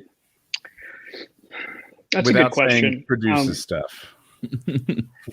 The long convoluted answer here is job titles in Hollywood have stayed the same for decades, for generations, but technology has caused like the jobs to fundamentally change, right? And then also the financial business apparatus that governs the Hollywood ecosystem has also shifted, right? So like things change depending on the genre. So like what a writer does in a comedy, as an example, is very different than what a writer does in an action movie versus like a period drama, for instance.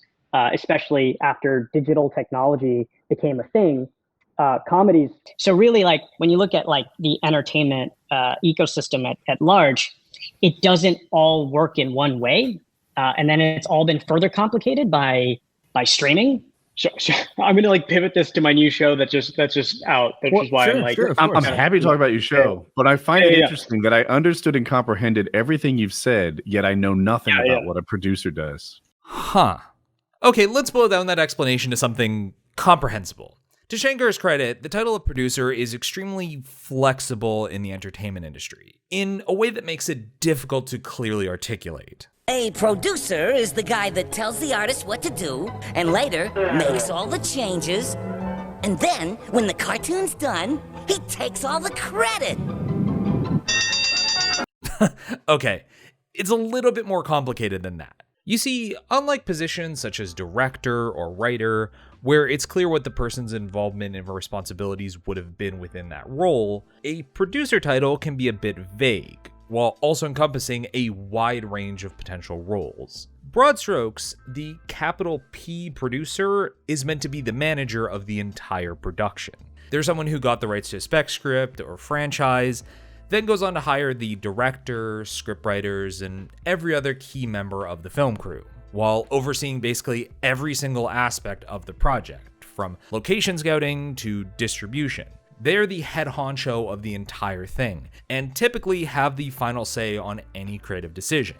Where directors are seen as the creative driving force on set, producers are the logistical side of the equation that keep everything running smoothly. This is one of the reasons why prolific directors will also become producers on their films, because then they have a much bigger say on the final product. But then there are the producers who are more on the financial side of the production, making sure the project stays on track and securing financing from outside sources to make sure it doesn't run out of money, while leaving all the creative work to the director and crew. These are known as executive producers. When you see that title, it typically means they put money into the film or act as middlemen for the studio that is financing the production. And then, sometimes, producer is just a vanity credit. She also gets a producer credit? What? Oh, it's just a vanity credit limit, a low-cost way to make someone feel more important, like executive producer Ashton Kutcher or Secretary of State Hillary Clinton. It's a well-known industry secret that producer roles can and will be used as a bargaining chip, used as a way to toss someone an easy credit for a favor they did, or give the production an added bit of prestige by attaching someone like Steven Spielberg to the project, typically with the goal of enticing studios to invest more money because a bigger name has signed off on it. This is why you'll sometimes see productions with more than 10 producers and executive producers listed in the credits. The title of producer doesn't always require being heavily involved in the actual creative process going on as part of the job description. What's an associate producer credit? It's what you give to your secretary instead of a raise. And you might be asking at this point, well, if the role is so nebulous and thrown around so easily, what value does the title have? And you wouldn't be the first to ask that. This has been a known issue in the film and television industry for at least the past few decades, as credits for producers started to get noticeably more bloated. 14. 15, 16. 17, 18, 19, 20. Oh my god. 21.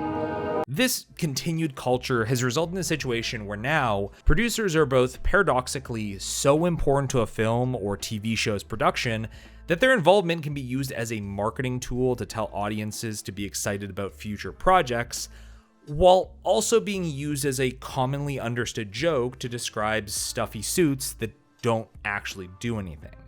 I mean, if you have 10, 20 people all listed under effectively the same vague, homogenous credit, but not sharing the workload, what does it mean to have that title? It becomes meaningless, a gold star to be gifted out to people, which sucks for the ones who actually put in the work and deserve to be acknowledged for it. Being a real producer genuinely requires a lot of work and shouldn't be treated as a vanity credit for the sake of it. And you know who agrees with me? The Producers Guild of America. Beginning in 2012, the Producers Guild of America started cracking down on the producer bloat issue by implementing a few changes to how credits were handled. Firstly, by introducing the Producer's Mark, a PGA acronym at the end of a producer's name on a film, which requires the person to have done a majority of a producer's functions on a production. Granted, it's not a perfect system since it requires an audit from the guild and you have to specifically request it, so you definitely won't find it with every movie, but if you see PGA in a credit sequence, you know that person was the producer who oversaw the entire film's production, and not someone who made a phone call. Just a fun little factoid I found out while researching this whole thing. And that, in summary of this brief Film 101 class, is what a producer is. There are also some nuances between the differences of film producers and TV show producers in regards to logistics and other responsibilities, which I think only further goes to highlight how the term producers has practically lost any and all meaning across mediums because of how muddled it's become. And that's before music producers walk into the conversation and I put a tasty shotgun barrel in my mouth.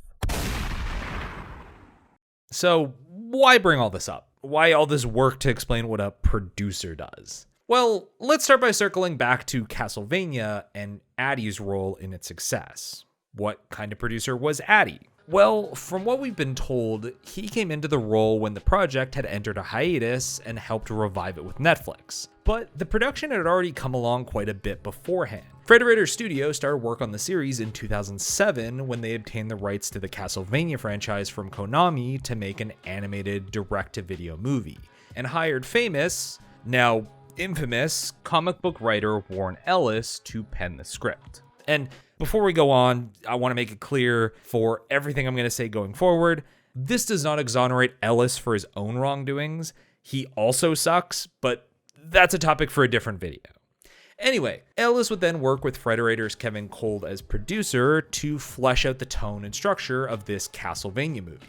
Eventually, it was decided to focus the story on a cast of Dracula, Trevor Belmont, Sypha, and Alucard. Based on all accounts, everything that would be the first 2 seasons of Castlevania were done at this stage, with very minimal changes going forward. But after a year of work, the project stalled out in development hell for about 7 years after the direct-to-video market died with the rise of streaming, and they couldn't find a proper distributor for the thing. This is also when the timeline gets extra fuzzy with different accounts from different sources, so it's hard to credit the right people. But basically, after multiple failed attempts to revive the project, in 2015, some combination of Frederator Studio, Powerhouse Animation Studios, and or Adi Shankar was able to strike a deal with Netflix, agreeing to adapt Ellis's existing scripts into a 2-season series. It took a lot of people to get this series off the ground. By the time Castlevania finally aired in 2017, between Netflix, Frederator, and Powerhouse, Castlevania had a total of 8 producers and executive producers credited, along with various line producers at Mua Film to manage the day-to-day in-between animation work. Not uncommon for a large animated series like this. So with that in mind, why was Addie singled out as the most important cook in the proverbial kitchen? This massive collaborative effort between multiple studios, and a lot of that collaborative effort being done long before he ever was involved, and yet he's the one whose name is consistently written on the marquee. And the answer is, I don't know. I've seen people credit him as everything from creator, showrunner, producer, and writer, but nothing I'm finding adequately reflects that. Was it true that you guys were going to make it into a film too? I heard that somewhere. No? So No, I was approached to do a live-action Castlevania film in 2012. Oh, okay. Which I walked from. Now, am I implying that Shankar didn't earn their working credit on Castlevania? No, that wouldn't be fair. I wasn't there. I didn't work on it. I'm not privy to that level of production information. Most I have is a list of Google searches that I'm rummaging through like a starved raccoon. Maybe he was the creative genius who made Castlevania into the mega hit it came out to be, saving it from endlessly rotting in development hell. However, the people who did work on the show seem to tell a bit of a different story. Not to vague tweet, but man, I am sick and tired of our art and hard work being exploited to promote someone who had little to do with it. That's coming from Powerhouse Animation Studios' Sam Dietz, one of the two leading directors of Castlevania, and someone whose name is littered across the credits, from directing, storyboarding, animation cleanup, and character design. This guy was deeply involved in Castlevania's creation. And while Dietz never outright says anyone by name in this post, it's not exactly hard to deduce who he might be referring to here, as this was posted at the same time Netflix had started putting out promotional material for the Devil May Cry series, which was using Shankar's supposed work on Castlevania as a selling point. And if it wasn't already clear that Dietz had an issue with Shankar, on the day that Devil May Cry released on Netflix, he had this to say. Gonna take a little break from Twitter while a certain annoyance that shall not be named runs its course here. Give Castlevania Nocturne a watch this weekend if you're able. And remember, support artists, fuck AI, and fuck fascists and those who cozy up to them for power. I'd say that's a pretty transparent shot at his former producer. Namely because that little note at the end about fuck fascists and those who cozy up to them, but we're gonna put that to the side for a moment. Also, the reason I said former there is because after season 4 of Castlevania, the rest of the key producers on the series went off and made a separate spin-off series, Castlevania Nocturne. This was most likely a way to distance themselves from having to credit Warren Ellis as a creator after his own scandals were brought to light, and in the process, they also ended up completely icing Addie out of the project. When Shankar eventually found out, he went on to sue the other producers for breach of contract to have his name attached to the series as an executive producer, even though he didn't have any creative involvement on the series since season 2 after a rather public falling out with Ellis. You know, fortunately, we have an amazing screenwriter in Warren Ellis, and our scripts are always dope because of Warren. And continued to not be involved with Nocturne after the other producers gave in to the pressure of the lawsuit and put his name in the credits. All so that he could label the show as season 5 when he put the trailer on his YouTube channel to maintain the illusion that it's still his show, despite the fact it's a separate spin-off series. What do you know about this next kind of installment of Nocturne, and what is there something exciting that you can tease for us as fans about what's coming down the pike there? Nope. There's nothing I can tease. No, there's nothing I can do. There's nothing I can say other than, yeah, Castlevania Nocturne is on Netflix. All right. Okay. I tried. Look, Castlevania fans, I tried. I've gotten really good at dodging questions. Obviously, a lot of this speculation, as I have no first-hand accounts of what specifically happened behind closed doors and the supposed oral agreements between parties, but, and I could be wrong here, if the entire production staff is willing to go off and make their own series separate from this one producer, seemingly without his involvement or knowledge until after Netflix has already announced the show's being made, that implies to me that said producer wasn't exactly a vital cog in this machine and probably wasn't around all that much. And again, this isn't just something I'm pulling from thin air, as the other director on Castlevania, Adam Dietz, has said that Shankar hasn't been involved with the series production for, quote, many, many years. So yeah, Addie probably isn't all he's cracked up to be. Castlevania wasn't exactly the vision of Mr. Shankar like we were led to believe. Okay, we can all go home now? Fuck!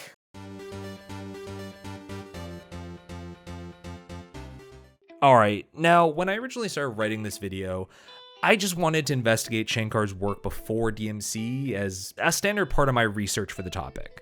Why was so much weight put into this one producer and their supposed crusade against Hollywood? And I was initially content just leaving off on this guy might not have been everything we were sold on in relation to Castlevania. But then I started digging around a bit more to fact check details, cite sources, and things just weren't adding up. Somehow, the more I heard Addy speak on his work, the less things made sense. So I had this career making films. Some of them ended up in theaters, some of them did very well. When you take a step back and look at the totality of his career, Shankar has had a meteoric rise as a producer, at least for someone his age and experience level when he started. I mean, he's the youngest producer to ever have a #1 film at the box office. Man, when I read your credit, the youngest producer to have a #1 film, how does that feel? It doesn't really... It doesn't? Yeah, it doesn't register. This has resulted in numerous articles, puff pieces, and interviews about how Addy's coming to revolutionize Western animation and the entertainment industry as a whole. Yet, I can't confidently say what his actual accolades are for. To be more specific, what exactly has Addy Shankar done?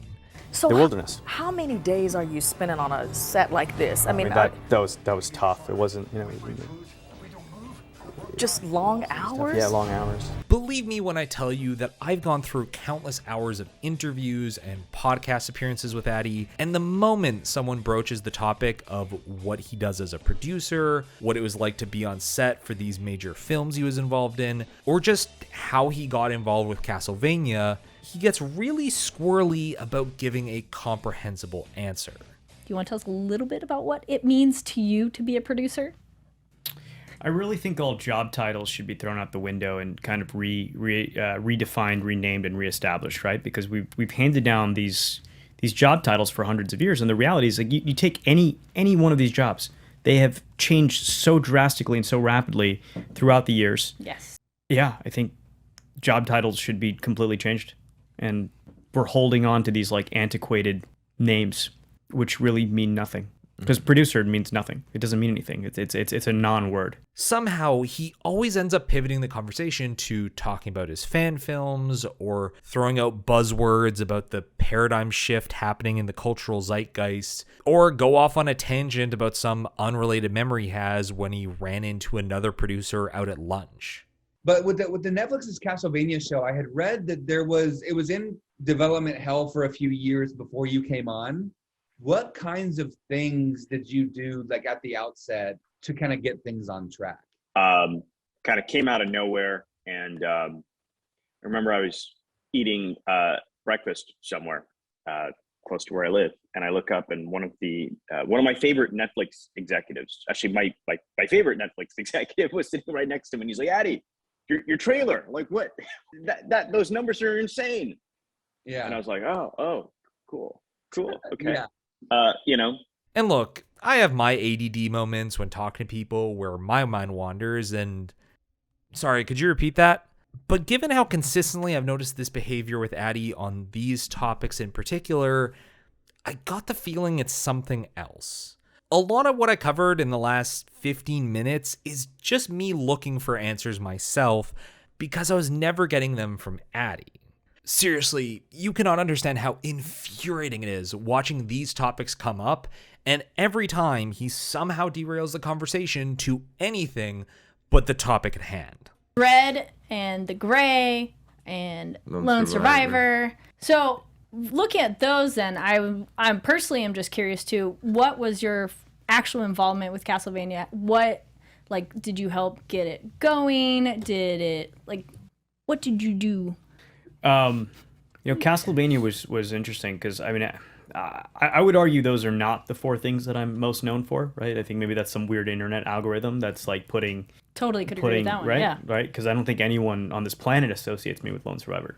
Mm-hmm. But anyway, That's Castlevania. still a problem with the algorithm, right? I'm sure, yeah. Problem with the algorithm. Yeah, and honestly, that Power Rangers short film.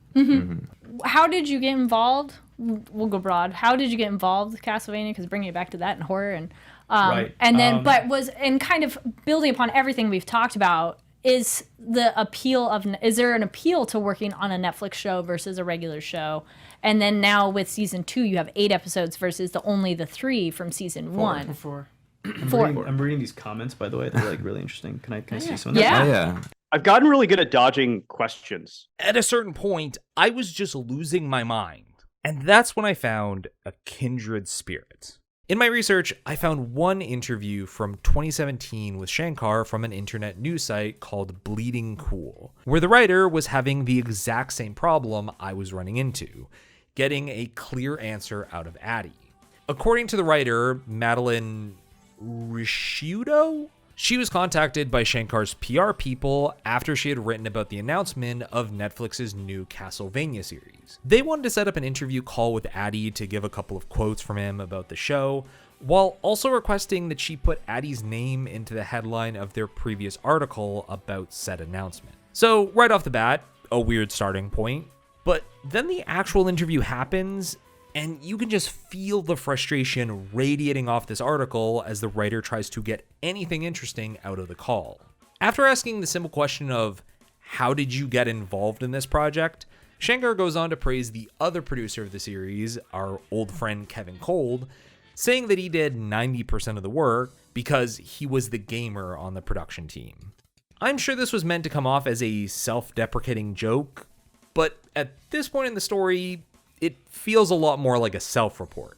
And then, as Risciuto starts to ask for more elaborations on the Castlevania show, the intended topic of conversation, Shankar ends up spending the rest of the call talking about other adaptations and then pro wrestling.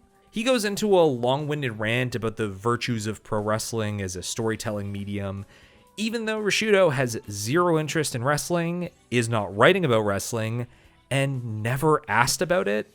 He was adamant about not addressing the actual subject of the interview. In an attempt to redirect the conversation back to his work, Risciuto then asked Addie if any of these observations ever applied to his work as a producer, to which he responded, "Most of the lessons I've learned come from pro wrestling, but no, I don't think it's influenced much of my work." Which, one, I feel is a contradictory statement in itself, but two, that's when it clicked for me. That's where I recognize this behavior from. He doesn't carry himself like a producer with a vision. He carries himself like a fast-talking wrestler trying to cut a promo. A carny trying to sell themselves, sell their gimmick. The more I started to dig into it, the more that facade was beginning to chip away in front of me. I guess this goes back to what you said right off the bat, which is about the perception of you as like the video game adaptation guru is kind of a fiction, but it's an important fiction for your career that people believe that about you. Yeah. But maybe I was making something out of nothing. Some creatives just have a lot of personality. Not everyone does great interviews. Addie might just be an ideas guy as a producer and is talented at getting the right team together to bring that vision to light. That is a skill in itself as a producer. I was looking for any rationale I might not have fully considered here. Personally, I'm not someone who likes to assume the worst based on very little evidence. And that's when I found another interesting piece to the whole puzzle. Not to get too internet sleuth on this, referencing anonymous and unsourced leads, but in my quest for answers, I found myself at the pinnacle of scholarly discussion, Reddit. Specifically on the r/Ask Reddit sub. This is where I found a submission asking people who worked in Hollywood, what's the most fucked up thing you've witnessed in the business? And scrolling through the replies amongst these stories of egotistical producers, disdainful executives, and awful working conditions, one user chose to make a direct statement by saying that they interned with Adi Shankar himself. The post then goes on to make some rather substantial claims, saying that Adi's involvement as a producer in Hollywood was never on the creative side as he liked to imply. His role was only ever in gap financing, where his production company would give projects that were nearly done the last bit of money they needed to finish by getting loans from the bank, and then attaching his name as producer without any actual involvement in the production.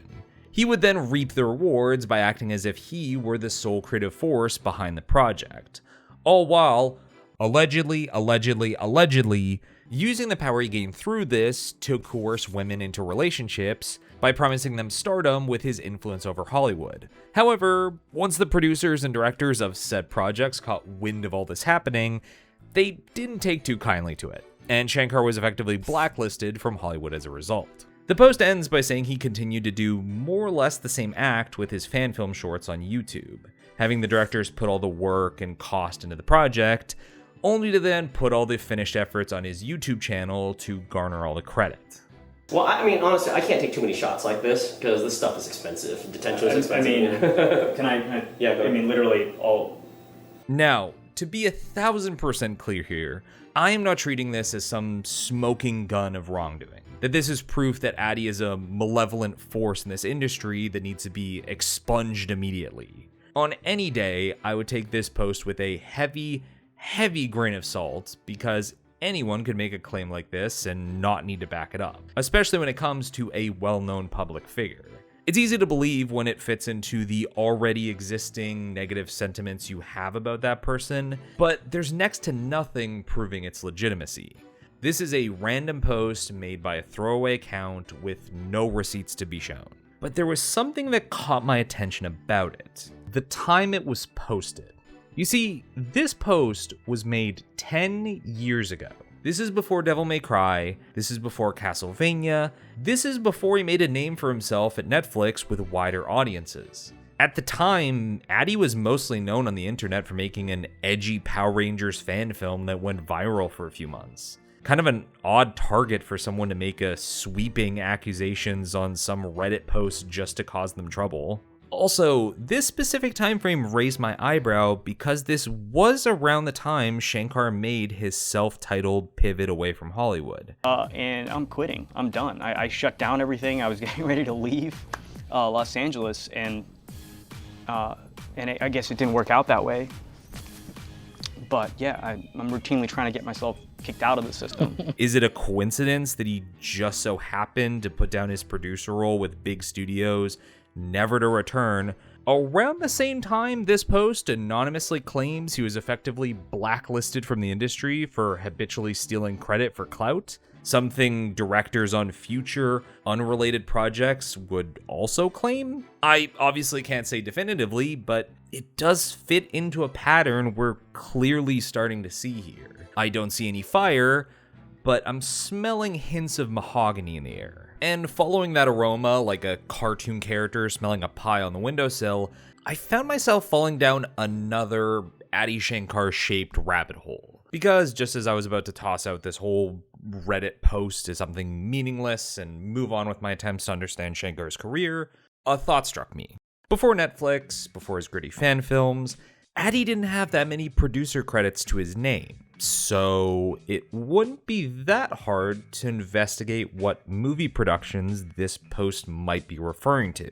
The post even name checks the 3 Hollywood films that Addy was most involved with: Killing Them Softly, The Grey, and most notably 2012's Dredd, a film based on the 2080 comic strip Judge Dredd. That one in particular caught my eye because before anything he's known for now, any article about Adi Shankar's work referenced him as Dredd producer.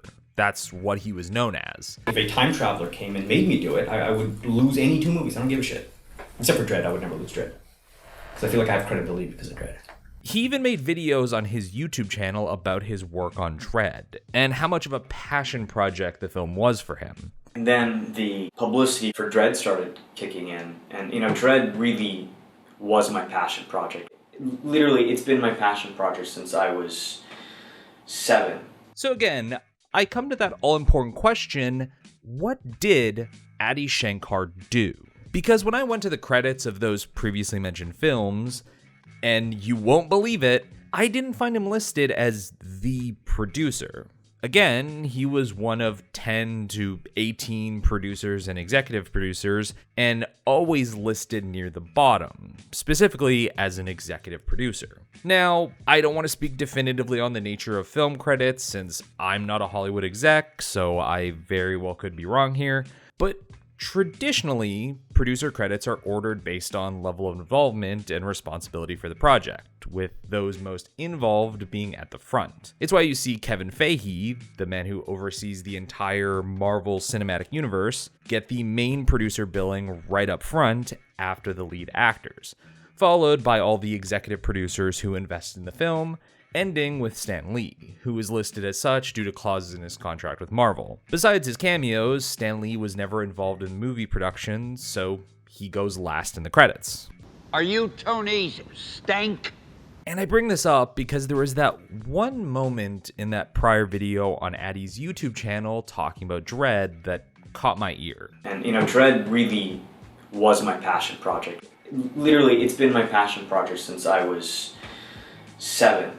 The reason that got my attention was because when you go to the credits of Dredd, before you get to Addy's name, there was one notable person listed as capital P producer, Alex Garland, who, funny enough, was a writing supervisor for DMC Devil May Cry. Yeah, remember when this video was about DMC? Well, I wanted to just briefly touch on Devil May Cry and how you worked on video games and some of the others. Yeah, no, I did all on that. But not only was Alex a producer on Dredd, he was also the writer for the film. Not only that, this year we got confirmation that he also ghost directed it, after issues came up with the original director, Pete Travis. Something Garland avoided taking credit for years, despite widespread rumors that this was the case, because he wanted to make sure Travis got his credit for the work he had put in. Within this is a disservice to Pete Travis, who's the credited director, who did some fundamental, crucial things, and he deserves that title. He was put in an absolutely impossible situation. I bring this up because Garland had been working on Dredd for years, writing the script since 2006, fine-tuning the tone and world, and once it got a budget from big studios to begin filming, worked with comic book artist Jock to drop concept art to land on how the film would look. This is something he clearly had a lot of passion for as a longtime fan of the Dredd comics. And you can tell that he was heartbroken that it was a box office failure. I have a whole bunch of feelings about Dredd, and some of it is sort of personal, a sense of having messed up and failed to do something with a comic book character I really care a lot about. Yet, after the film came out and was a hit with the fans, suddenly Shankar's the one doing all these interviews and YouTube videos where he's claiming credit as the Dredd producer. I feel like an epic douchebag every time I talk about Dredd, because literally, no matter what I say, the headline will always read, "Producer says Dredd was a fucking bomb." Yeah, fucking. He would even use that credibility to gain attention for his own Judge Dredd animated series on YouTube that he commissioned. And look, I hate to rag on the two brothers who directed, wrote, and animated the whole thing for him. I have to confess, when he pulled the trigger and Lava Girl's head went boom, oh, I got wet. It isn't great. And so, whenever there was talk of a potential future of a Dredd film sequel, Addy was always there to give his 2 cents. I feel like Carl made a small statement and it kind of got blown way out of proportion by news sites.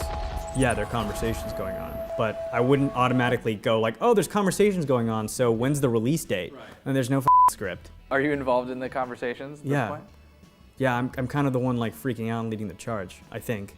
Going back to that earlier Bleeding Cool interview from 2017, there's a note at the bottom that he told the interviewer that there was no news on the Judge Dredd front, despite the fact he told her to ask him about it. Again, Addy hasn't ever been shy about reminding people of the projects he was involved in, even though he's always squeamish about explaining what his actual involvement entailed, just allowing others to draw their own conclusions on what he did and not feeling the need to correct them. He even made a video explaining what it would take to get a second Dredd movie made, like attaching The Rock as a co-star for Karl Urban to sell the film, or getting a high-profile director to replace the original. You know, the guy whose passion project it was from the start? For the public at the time, people were still under the impression that Pete Travis was the sole director of Dredd. But for those actually involved in the production, it seemed to be a well-known secret that Alex was the one directing the film. So seeing an executive producer that might not have ever been on set imply that Garland would have to be replaced for a sequel to happen feels gross. But then, 2 weeks later, Alex Garland followed this up by bluntly stating that a Dredd sequel was a pipe dream being sold to fans because the first one lost money, which is a death nail for any movie franchise's future. But one of the things that's bugged me is that I feel like fans have been slightly exploited to a degree by having things dangled in front of them that were never there. And I really did not dangle those things. I tried not to. The mechanics of film finance are complicated and tricky. Yeah. And one thing that's obvious and kind of irreducible is if a film really bombs at the box office, it's hard to get money for a sequel. Yeah. And a lot of people got their fingers burned. And Dredd bombed, so, you know. I'm sorry, you cannot tell me with a straight face that he isn't at least partially addressing Addy here. He is trying so hard not to turn this interview into a public call-out for the sake of maintaining professionalism. But then, 2 years later, there's Addy still talking about how he would make a Dredd 2 happen one day for sure. It was just a matter of whether it would be film or animated.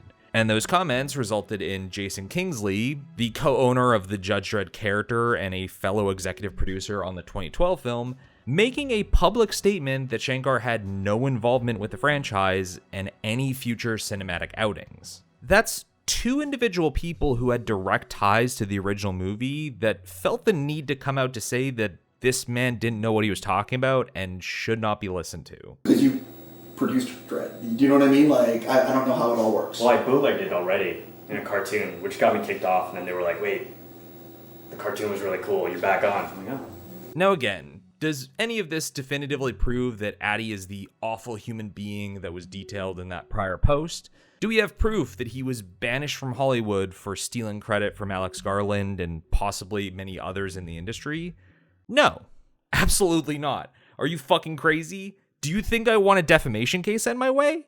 None of this would ever hold up in a reasonable court of law since it's all speculative and based largely on vibes. I don't have any hard evidence in front of me. But as someone who spent days, nay, weeks trolling through articles and videos, listening to this man talk, watching him spin his whole rogue producer persona that was bucking the Hollywood elite, the more I felt confident about one absolute truth. This man is a professional bullshit artist. But then I had a rapper explain it to me this way. He just called me up. He's like, yo, what up? It's Kanye. I'm like, huh? What?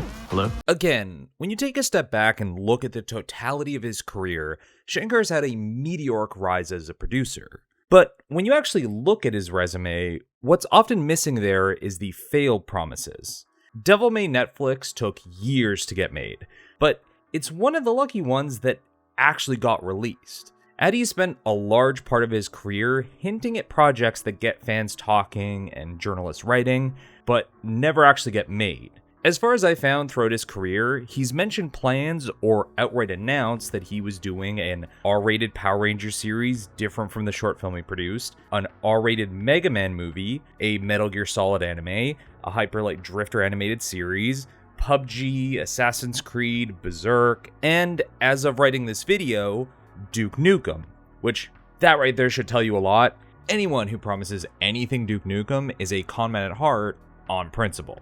None of the things I mentioned here have ever seen the light of day or been elaborated on after he gained attention from announcing them, and that's just the stuff he directly said he was working on, and not the billion ideas he teases out on social media to rile up fans. Once you see past it, it's transparently clear he does this for attention, creating this never-ending cycle where he talks himself up in interviews as someone making these risky adaptations of big-name properties no one else is doing, getting attention as some auteur producer that creates works for fans without having to make anything himself, leading to more studios reaching out to work with him because of said projects, getting further interviews because of said reputation, and repeating until he's now being proclaimed as a producer coming to save Hollywood with barely anything tangible to actually show for it. It's a self-sustaining economy of hype. No one ever called him out on it, so it just kept happening. I'm inspired by the idea of disruption, that we all can break down, shatter walls and glass ceilings that existed because of old media that no longer have to exist. This even goes all the way back to nearly the start of his career. While languishing in the shadow of Dredd's cult success, during the release of the action star ensemble film Expendables 2, Addy made a point of announcing that he was producing an all-woman version of the Expendables, even telling news sites reporting on it that Katie Sackhoff, Sarni Vinson, and Gina Carano were set to star in the film. Okay, you got named people involved. That must mean things are decently far along then if you're announcing casting. Yet, when Carano was interviewed about it a few months later on the red carpet of Fast and Furious 6, she seemed almost confused by it and not ready to definitively say she was on board. One of your next projects, I guess, as well, is generating a lot of excitement. It's billed as the all-females Expendables. Can you tell us a little bit about that? The female Expendables I haven't gotten a script on yet, so I'll have to read a script, but I think if you get the right director and the right visionary behind it, it could be pretty cool. Odd reaction from someone who is presented as a cornerstone of the project. Sarni Vinson gave the impression she was more set in her involvement in the film when asked, but also had no idea what was happening with the cast or script, other than there was talks happening. Is not for me to decide. Whatever the title is, if I'm in the film, I'll be very, very grateful. Well, we can't wait to see you in it. When do you think you might start filming? What stage are you at the moment? For what I'm aware, we're shooting next year. I couldn't tell you exactly when in the year, but we're looking for a 2015 release, so yeah. Yet, when interviewers returned to the subject the following year, she clearly had no new information, implying the project seemingly fizzled out. I'm honestly not sure with that one what's happening. I mean, I really would love to see it happen, but I don't know any more than the last time I spoke to you, any more about it, but I'm still hopeful that it can happen. Just add it to the list of stuff Addy announces and then never actually finishes once the initial hype cycle dies. Like, this is the kind of behavior you see from YouTubers, promising cool project ideas for videos they have and then never actually making them once they get the satisfaction of fans being excited about it. Shit, I'm guilty of that. The difference is I'm not calling up Variety to tell them about my neat idea for a Yu-Gi-Oh! GX retrospective. In researching this, I even found a long-forgotten project for a film called Superman vs. the Ku Klux Klan, a film based on the 1940s radio drama on said topic. The film was initially announced in 2017 by Lotus Entertainment. A year later, Adi Shankar was attached as a co-producer. Then, 2 weeks after, he was already talking to news outlets as if it was his creative vision he was pushing, saying he wanted to legitimize comic book culture. Important note here, this is months before Avengers Infinity War, one of the highest grossing films ever, would release in theaters. Then, shockingly, the project silently fizzled out and went nowhere shortly after. But the thing is, I don't think Adi Shankar is that unique in any of these issues. I'm sure a lot of this talk over the years has been fake it till you make it rhetoric that he never expected someone to look further into. Who hasn't over-embellished their achievements on a resume before? Sure, Kathleen, you definitely revolutionized the organizational systems at the Gap you worked at last summer. Part of being a public-facing producer is being a hype man for the projects you're on, regardless of quality and how involved you might have been. And as I articulated earlier, producers being able to overinflate their importance by making a couple of calls and attaching their name to the credits of a hit production is a known issue within Hollywood and entertainment at large. It's been like that for decades. The reason it feels more egregious with Addy, however, is that he was sold as something different, both by the media ecosystem surrounding him and himself. Whenever he got the chance, he let you know that he wasn't the same as the Hollywood machine. He wasn't a poser. If I'm not a fan of something and I don't organically understand what is cool about it, then I'm simply not gonna get involved. Even though I have one foot in the door in Hollywood, I'm not trying to rape and pillage culture for profit. I'm trying to take the things I loved as a kid and bring them to life in an interesting way. You see, he was there to protect the artistry of the franchises from the mean Hollywood execs who only care about profit. That's why you need to trust him and him alone. And you can believe him because he's a nerd like you. He's into cool pop culture stuff too. Huh. Why does that refrain sound familiar? Probably nothing. The system that I fought so hard against has collapsed before our eyes. And in the bargain, you guys have turned me into a legitimate creator. And slowly, it seemed to get into his head that he was that important, that he was this generational talent that could sway the cultural zeitgeist. In a now infamous video podcast on his channel, shortly after the Devil May Cry anime was released, Addy sat down with AEW wrestler and my number one dude crush, Kenny Omega, to have a chat. During the podcast, he lamented how unhappy he was to learn that Devil May Cry 5 was in development and would be released shortly, right after the announcement of his show. And I didn't know that there was a Devil May Cry 5 coming out. You didn't know? No. Wow. I got actually unhappy when they, so I signed the deal and I'm like, yeah, great, I'm doing it. And then they're like, good news, we have Devil May Cry 5 coming out. Were you hoping to play it before doing your adaptation? Is that what you're saying? Or you just... No, I actually thought the franchise was dead. Oh, I got you. This was my thing. Like I liked Dino Crisis. I see. And I thought I was bringing this thing back, and I'm like, oh, this is like a modern fucking thing. Like this is ongoing. Then I should have done Street Fighter. You see, in Addy's mind, Devil May Cry as a franchise was dead. Ignoring the fact that Capcom had quite recently put out big special editions for Devil May Cry 4 and DMC Devil May Cry with fresh content, Dante was a central character in Marvel vs. Capcom Infinite, and DMC 5 was a well-known secret amongst fans at this point. Addy wanted to be the one to bring the franchise back to cultural relevance, in the same way he believed he did with Castlevania. With Devil May Cry 5's release and ultimate success, it no longer needed him in that way. And I do get it. We all wish we had the god power to revive that one long-forgotten franchise we love. One day, I'll write that script so good that it brings back Reaper. Ray Weiss, you better be ready when that phone call happens. But with Addy, I think it's clear that it's not that he wants to be involved in a series he loves and spread that love to other potential fans. It's a hero complex. He wants to have his name permanently attached to a franchise as the one who saved it from obscurity. He wants to be the one who defines what's cool in our culture. That's it at its core. But the problem there is, when he does have a deeper hand in things, it's clear what he thinks is cool is often wildly at odds with the subject he's adapting. Let's get this straight. I'm not some loser in a leather suit, or some kid looking like Under Armour Jr. Speaking of which, check out this guy. Not even smoke and mirrors can help his size issue. Then there's this broad. Oh yeah, she wants me. That would actually be intimidating if they had a background. Look at these guys. Do they have to return those costumes to Party City? That's a costume test reel for The Flash that Addy put on his channel in 2014, around the same time that the CW started airing their own Flash show. Your mom know you're out past your bedtime? If you wanted to get away, you should have taken something faster than a train. I'll be honest, I don't know if there was a grander purpose in making this costume test video, as if he was trying to stealth attach himself to the CW show by creating this loose association, or it was a simple fan film he wanted to put out. But for me, getting to see the direct contrast between this portrayal of the Flash and the CW's put a pretty massive spotlight on Shankar's worst writing tendencies. My name is Barry Allen, and I am the fastest man alive. To the outside world, I'm an ordinary forensic scientist, but secretly, with the help of my friends at Star Labs, I fight crime and find other metahumans like me. The odds of being struck by lightning are 1 in a... who cares?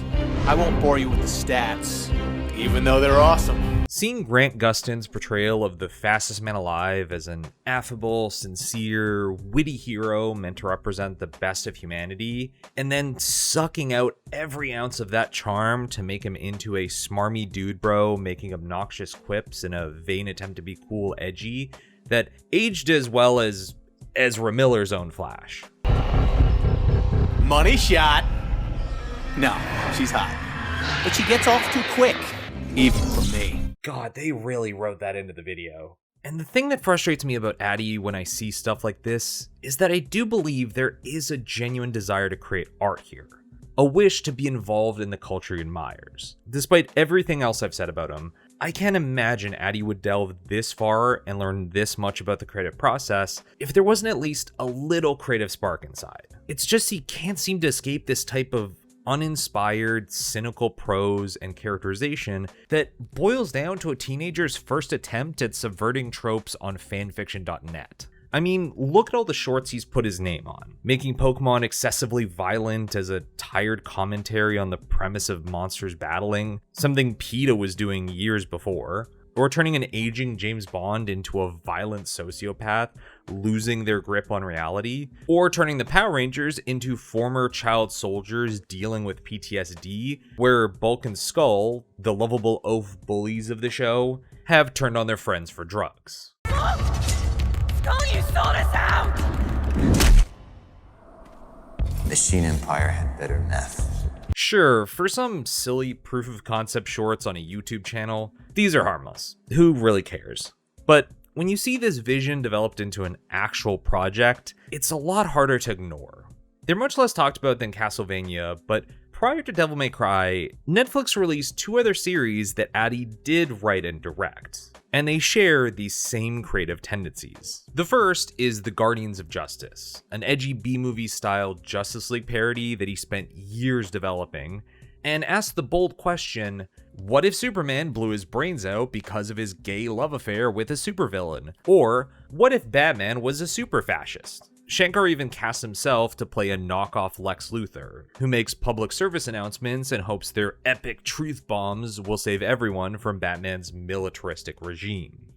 Men, women, and now children dress up like cartoon characters in a shameless attempt to play and really prey on our innocent childhood fantasies of good versus evil. I'll give it credit for the ambition of trying to incorporate multiple mediums into one series, but the execution reeks of amateurishness and a lack of control, often giving knockoff porn parody vibes, almost like it was someone's first time actually in control of a project. And the writing? Did Nighthawk save us? Is America still bleeding out?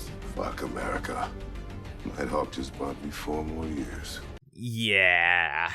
And then there's Captain Laserhawk, an Ubisoft IP branding exercise by way of Far Cry Blood Dragon, where all the franchises that Ubisoft couldn't be bothered with get turned into a dystopian suicide squad to be brutally murdered. Though the only thing you'd probably have seen of this show is the scene where Rayman snorts cocaine and eats sushi off a naked cow lady. Because the peak of character deconstruction is, what if they did naughty real-world things? The labor district.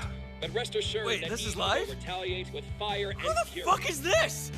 When you boil down every writing instinct this man has shown over the last decade, it always comes down to, what if existing series, but fucked up? Admittedly, it can be fun to be a bit juvenile and wonder what these stories you grew up with would be like if they had a subversive, darker twist to them. But at some point, you have to actually do something with that concept. And Addy just never builds on that. He just does his one trick and expects a round of applause, no matter how many times we've seen it. Even in situations where he might actually be the creative brain behind a project, it's still always piggybacking off of someone else's original idea and forcing it through a grim, try-hard filter. It reeks of someone that doesn't want to engage with art sincerely and has to make it adult for it to be taken seriously, rather than reveling in what was special about those series in the first place. And the truth of the matter is that those are going to be the qualities that will be remembered far longer than some M-rated take. And guess what? That's not on me. Okay? My art form is a reflection of the world I live in. Now, when I started working on this video months ago, I was worried about how I'd cover this section, the whole Addy of it all. I've never made a point of directly calling out a creative in this fashion before. It's not really my style. It honestly stressed me the hell out. I'm not trying to be H-Bomber guy here. Nearly every person I told about this video when I was working on it immediately compared it to the Roblox Oof video, so I'm certain people will draw those parallels. But that wasn't ever my intentions going into this. I'm not comfortable taking shots at someone I don't know. I'm just a simple guy who happens to be highly invested in the DMC franchise, who ended up opening Pandora's box, trying to explain why this one producer had been given so much goodwill for work he may not have done. I didn't want to come in bashing the guy just because I wasn't the biggest fan of his DMC adaptation. Fortunately, in late June, Addy made my job a whole lot easier when he was the latest winner of America's favorite new game show, Twitter Broke My Brain, and proceeded to torch the last remnant of public goodwill he had. This initially started the month prior when he was making Charlie Sheen-esque posts claiming he was the greatest of all time and winning, including strange gifs of him superimposed over popular memes. This wasn't that far off from his typical posting habits, since he's always used his social media like a teenager trying too hard to be ironically cool. But as more fans who were unhappy with DMC started to meme on the idea of Addy ruining the franchises that he touched, the more Shankar started to go off the rails, as he began spamming how he was coming to ruin everyone's favorite IPs, trying way too hard to be in on the joke. This would have been eye-rolling on its own, because he's ultimately beefing with randoms online as a professional producer, but easily disregarded given enough time. Yet, over the course of June, it continued to escalate, until it was announced that Addy bought the rights to make a Duke Nukem series, to which the social media intern at Apogee Entertainment, the original creators of Duke Nukem, started trolling him with dismissive gifs and memes in response. It's at this point that the ironic posting was cranked to 11, as Addy started spending days posting his lame ragebait tweets where he claimed that Apache Software, an intentional misspelling of Apogee, should be thankful that he's coming to save their brand. Something many were quick to point out was weird because Apogee haven't had the rights to Duke Nukem for nearly 2 decades at this point. No matter how successful his Duke Nukem series would be, it wouldn't affect them. Again, is this being stupid or just rage baiting? You pick. This then slowly devolved into entire days of beefing with YouTubers and Twitter randos, mostly reduced to arguing about how cool his ironic Facebook gifs actually are. Also, funny thing I found about this one clip he uses of himself appearing on Monday Night Raw, where he's dressed in full Dante cosplay doing the Roman Reigns tribal chief pose. It appears that Netflix or WWE cut it from the live stream after it aired. I went to look for a cleaner rip of it for the video, but I couldn't find it on the Netflix upload. He's not there anymore. I was able to find a recording of the live stream when it happened, and Addy appears during the lead up to the Dominic Mysterio Pentagon Jr. match that night, when both wrestlers are doing their entrances, and they do a cutaway to all the famous people in the audience to fill some time, which they then remove from the edited broadcast after for some reason. He spent an entire recording of Monday Night Raw in full Dante cosplay. You can literally see him behind the commentary desk whenever the feed cuts to it. Yet this one moment of being directly addressed and given the screen time that he wants gets cut. I just think that's crazy. And it also does kind of speak to the heart of the issue here. I have no doubt his recent social media behavior is a lame attempt to troll. Some Twitter heel gimmick he's doing just to rage bait for attention. But to me, that's even sadder than if he were just that delusional about his influence. He clearly wants to be some no fucks given producer who's trolling the internet, but if he, a 40-year-old man, is spending days on Twitter just trying to rile people up with how dumb they think he is, that's just pathetic, isn't it? And at the end of the day, despite all this effort he takes to get attention, debasing himself to his ever-dwindling audience, most people don't actually care. He got his 5 minutes of attention before it was cut from the histories, and everyone just moved on. Whether it's all bait to get reactions or Addy having an actual meltdown, the result is still the same. This was the final break in the facade of Addy Shankar, the visionary. The perception of you is like the video game adaptation guru is kind of a fiction, but it's an important fiction for your career that people believe that about you. Yeah. Shankar could have continued doing the occasional interview or podcast, and only freaks like me who waste their time digging into behind-the-scenes details would have cued into the fact that he isn't everything he makes himself out to be. Even before the fake Twitter crashouts, the signs were already there that this guy was just a hack that fell into success. A producer who's been able to put on the skin of a visionary auteur for long enough that he and a large portion of the public were led to believe that it's true. And now, after years of teasing the idea, Shankar's threatening to follow up Devil May Cry with a series based on the Berserk manga. And to quote friend of the channel, Lady Emily, on the subject, "The greatest irony about Adi Shankar is that he spent years salivating over adapting Berserk, but he'll never be able to actually do it because Berserk is a work that requires overwhelming empathy and humanity to get right. And Adi has dedicated his brand to being a corny asshole." To which Adi, mustering up every ounce of wit possible, posted the retort, "Adi Shankar doesn't salivate." Awesome. The poetic irony of it all is now it's obvious that the man who once decried Hollywood as full of posers might just be the biggest poser of all. An unserious person who's wormed his way into cultural importance, not through talent or respect, but through money and influence. Someone whose main goal is to put his name on as many properties as he can, so he can continue to garner acclaim from them long after he's had any involvement. Even his whole edgy punk aesthetic was a facade waiting to be dropped. And I was like, how were you dressed? Like a DMC character. Okay.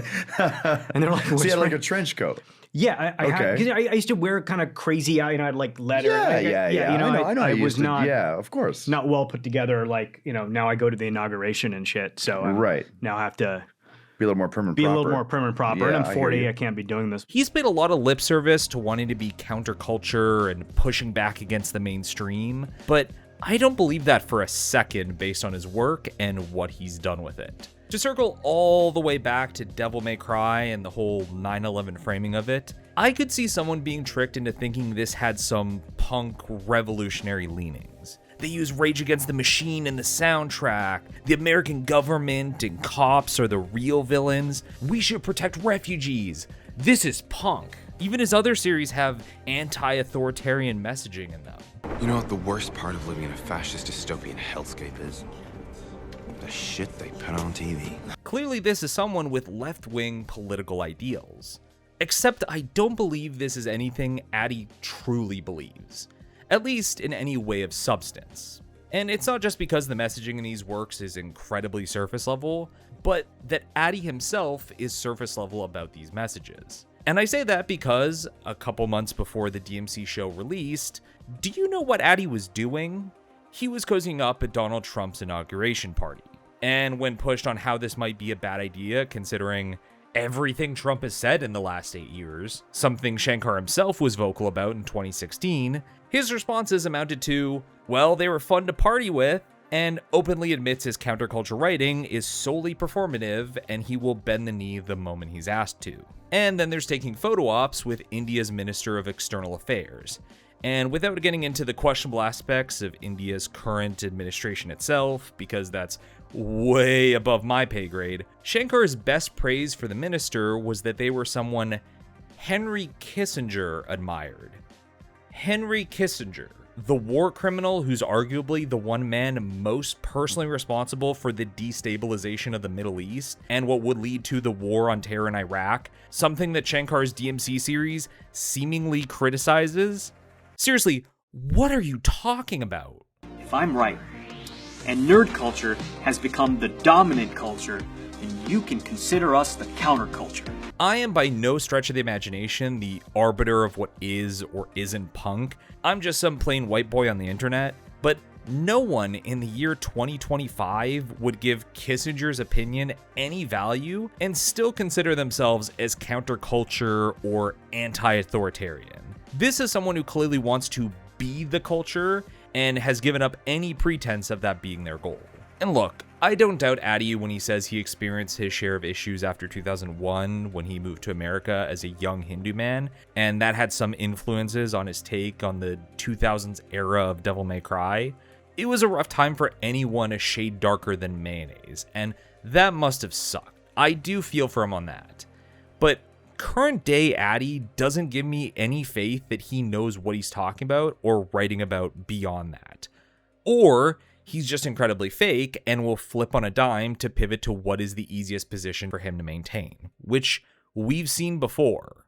So no, I'm not taking, man, the US sure had terrible foreign policies in the 2000s from the guy bootlicking the current administration, or giving send-ups to Kissinger of all people. I'm not listening to someone arguing for the protection of war refugees as victims of terrible situations caused by those in power, who then goes on to brag about going to the president's big inauguration party, the same president who promised and then delivered to cause harm to hundreds of thousands of immigrants in similar situations.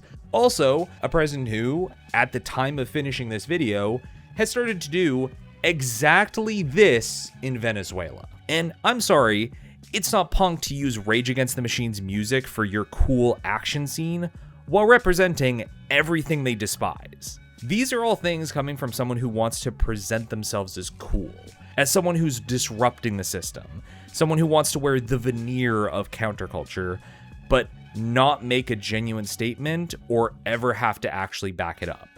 To quote another band from the early 2000s, "You'll rebel to anything so long as it's easy."